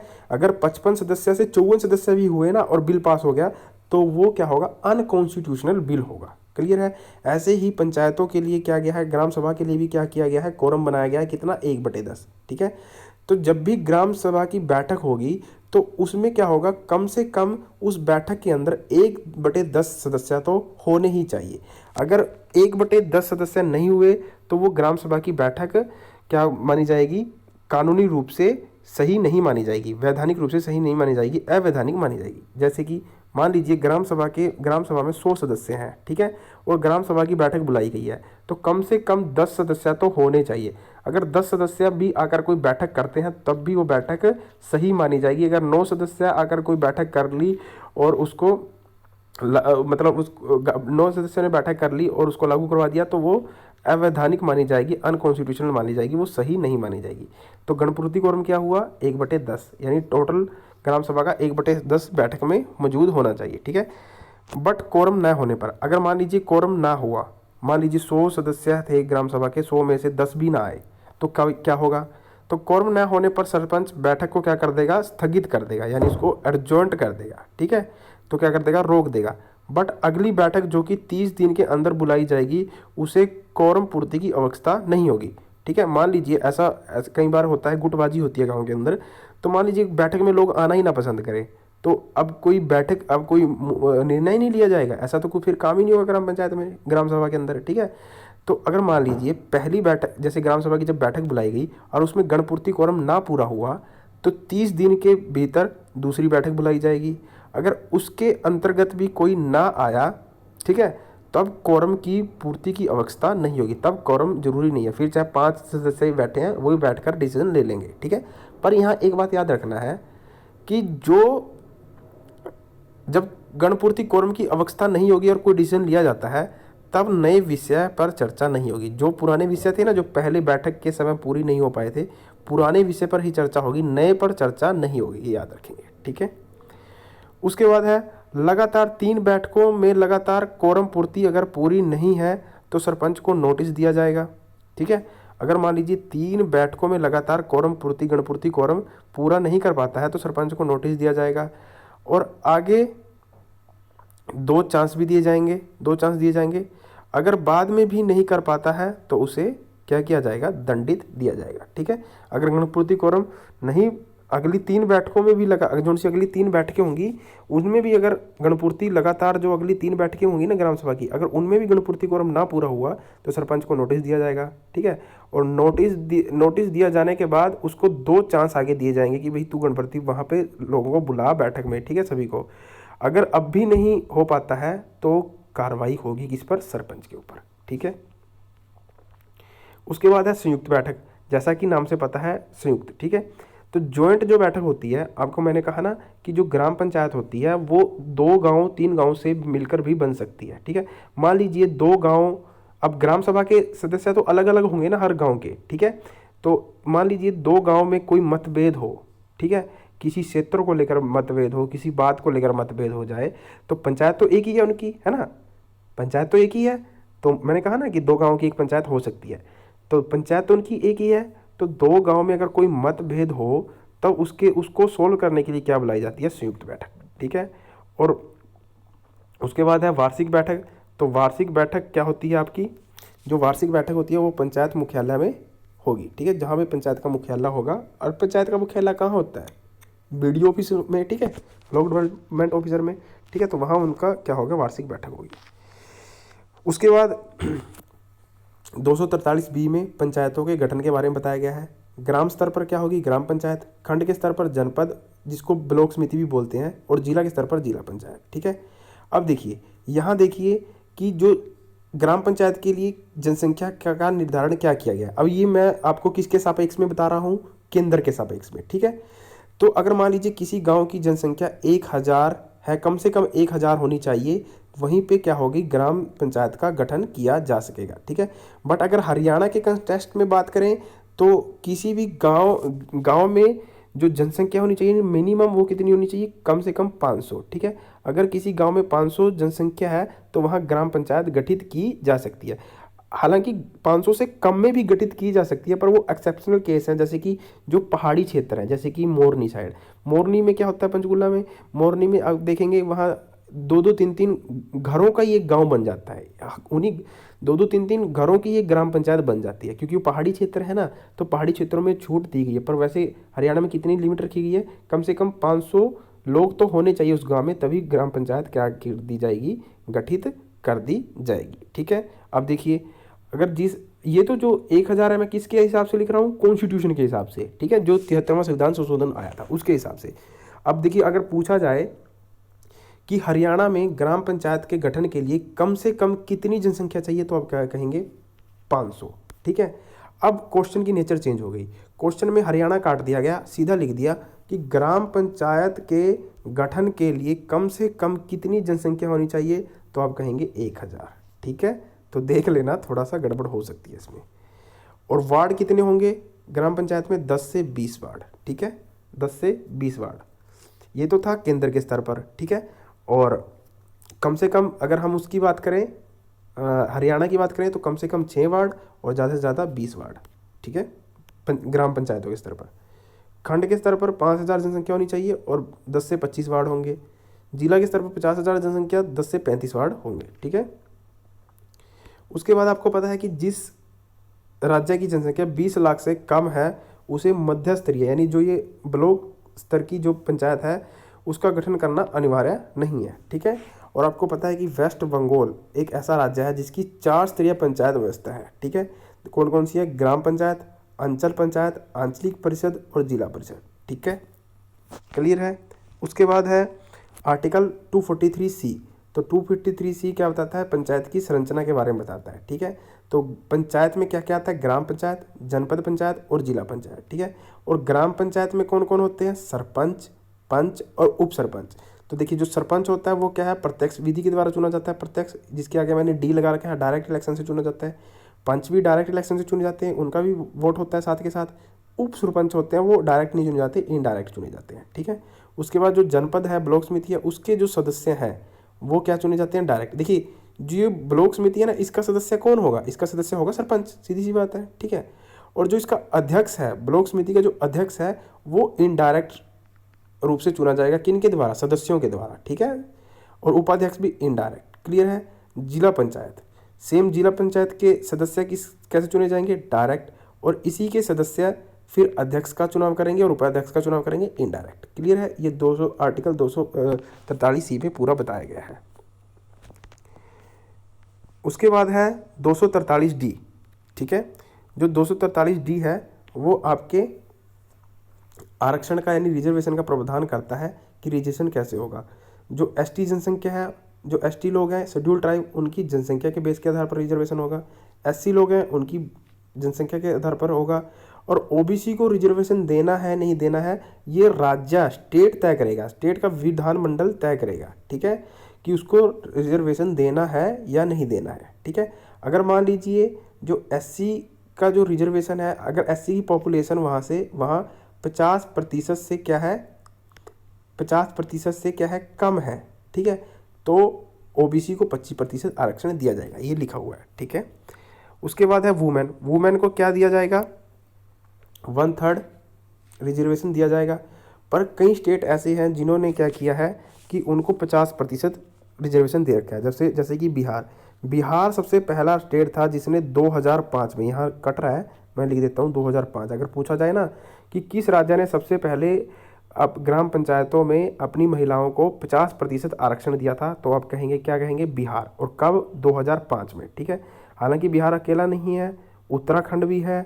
ठीक है, मध्य प्रदेश भी है, हिमाचल प्रदेश भी है, और अब तो हरियाणा भी हो गया। ठीक है, हरियाणा भी हो गया है। इसमें क्या है, पंचायतों में 50% रिजर्वेशन दे दी गई है, किसको, महिलाओं को। क्लियर है। चलिए, उसके बाद है आर्टिकल 243E, इसका कार्यकाल को बताता है, प्रथम बैठक से 5 वर्ष। ठीक है, समय से पहले भी देखिए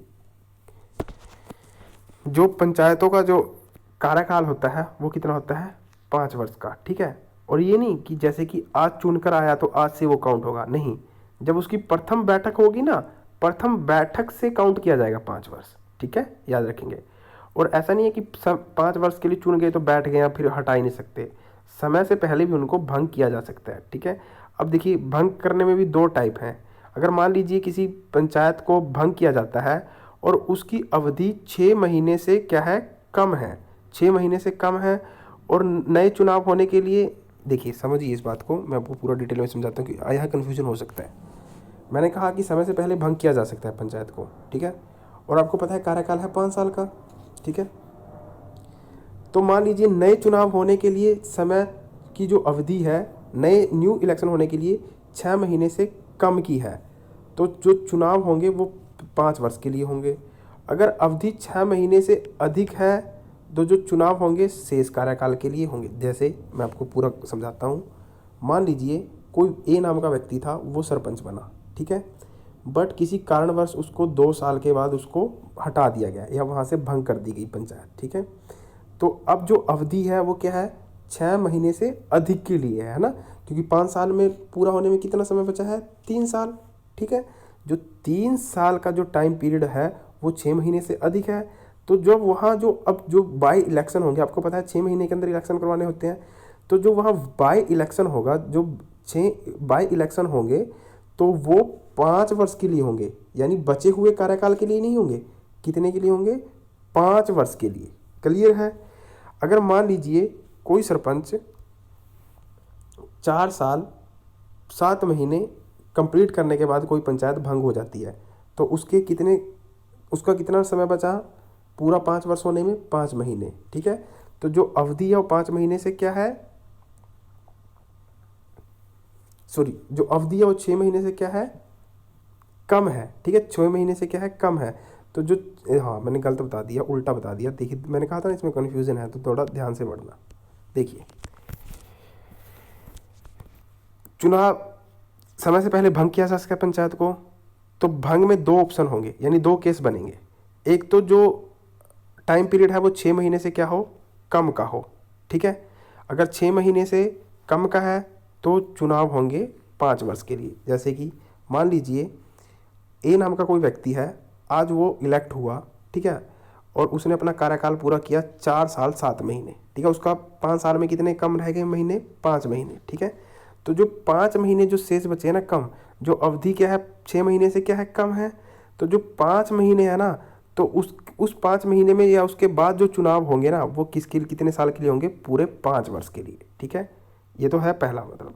अब देखिए दूसरा, अगर मान लीजिए कोई ए नाम का व्यक्ति है, 2 साल के बाद, 2 साल तक कार्य किया उसने, 2 साल के बाद उस पंचायत भंग कर दी गई, तो जो 5 साल के लिए कितना समय बच गया, 3 साल, है ना।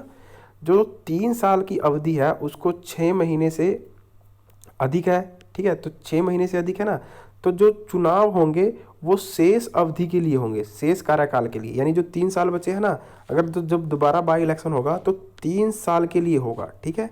3 साल बचे हुए, 3 साल के लिए, ना कि पूरे 5 साल के लिए, ठीक है। अगर 6 महीने से अवधि क्या हो जाए, अधिक हो जाए, और कम हो जाए तो पूरे 5 साल के लिए। क्लियर है। आगे है 243F में क्या बताया है, डिसक्वालीफाई, यानी किस आधार पर आप किसी सरपंच को, ये पंचायत सरपंच को क्या कर सकते हो आप, डिसक्वालीफाई, यानी उसकी अयोग्यता क्या होगी, अयोग्यता, ठीक है, निरर्हता बोलते हैं जिसको। एक तो 20 वर्ष से कम, अगर मान लीजिए 20 वर्ष से कम कोई व्यक्ति चुन के आ गया तो वो क्या होगा, अयोग्य माना जाएगा, ठीक है। बट वोटिंग के लिए क्या है एज, 18 वर्ष। अगर वो मान लीजिए जो सरपंच चुन कर आया है वो सरकारी कर्मचारी हो या लाभ के पद पर हो, ठीक है, गवर्नमेंट एम्प्लॉय हो, तो लाभ का पद नहीं होना चाहिए ना, लाभ का पद का मतलब गवर्नमेंट एम्प्लॉय नहीं होना चाहिए, ठीक है। अगर चुन के आ गया तो वो क्या हो जाएगा, अयोग्य माना जाएगा।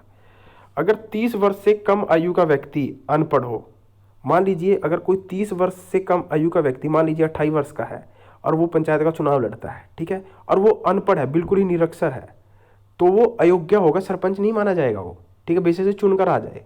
अगर 30 वर्ष से अधिक का व्यक्ति है तो वो अनपढ़ भी चल जाएगा। खैर हरियाणा में तो ये खत्म है ना, हरियाणा में आगे पूरा बताऊंगा कैसे खत्म है, कौन कौन क्या क्वालिफिकेशन है, तभी तो कह रहा हूँ ये केंद्र के स्तर पर है। उसके बाद 243G क्या कहता है, शक्तियाँ, अधिकार, उत्तरदायित्व क्या होंगे, ये स्टेट तय करता है, स्टेट लेजिस्लेटिव तय करेगी कि पंचायतों के क्या अधिकार होंगे, क्या उत्तरदायित्व होंगे, ठीक है। और 243H में क्या बताया गया है, करारोपण, यानी करारोपण मतलब फंड।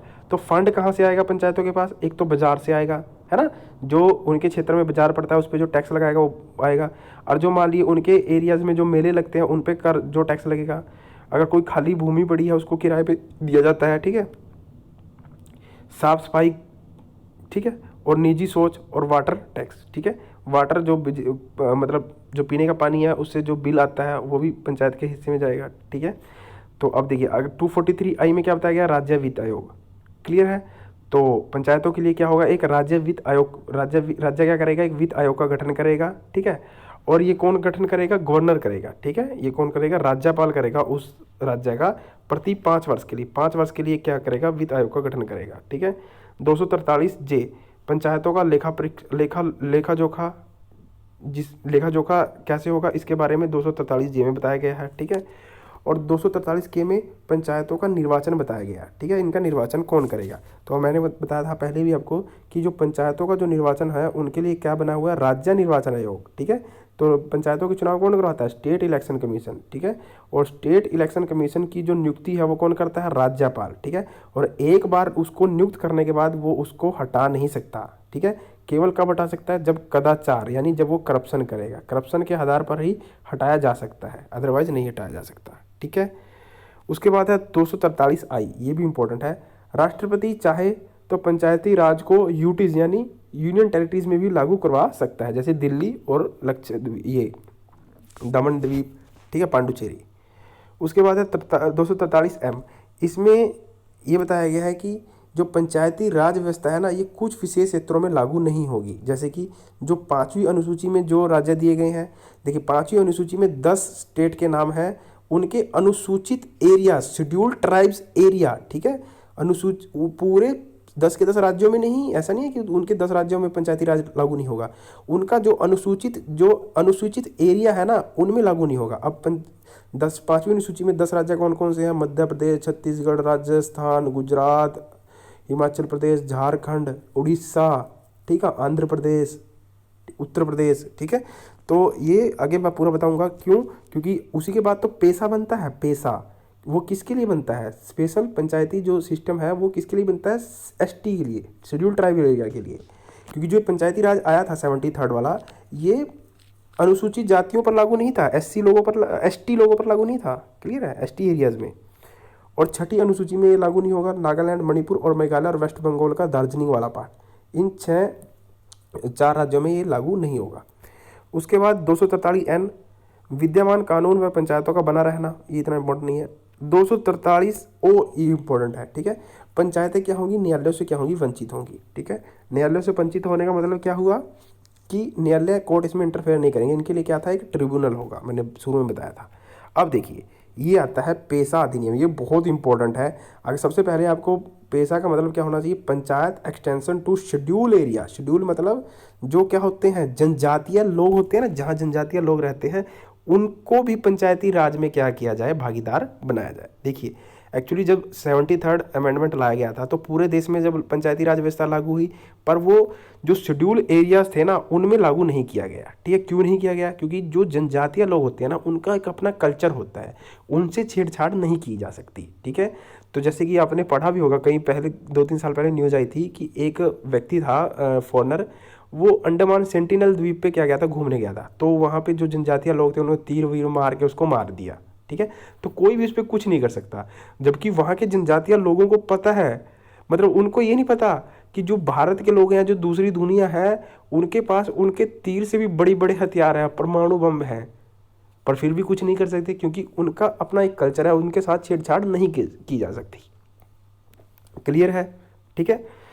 तो जब पंचायती राज आया तो वो शेड्यूल ट्राइब एरिया में नहीं हुआ, पर बाद में देखा गया कि जो ये शेड्यूल ट्राइब एरिया थे ये पंचायती राज से वंचित रह जा रहे थे। वंचित रहने का मतलब सभी सुख सुविधाओं से क्या रह जा रहे थे? दूर हो जा रहे थे, ठीक है। तो इनका विकास कैसे किया जाए, इनको इसमें कैसे शामिल किया जाए? क्लियर है? 1 मिनट, कभी वीडियो लंबा ना हो जाए।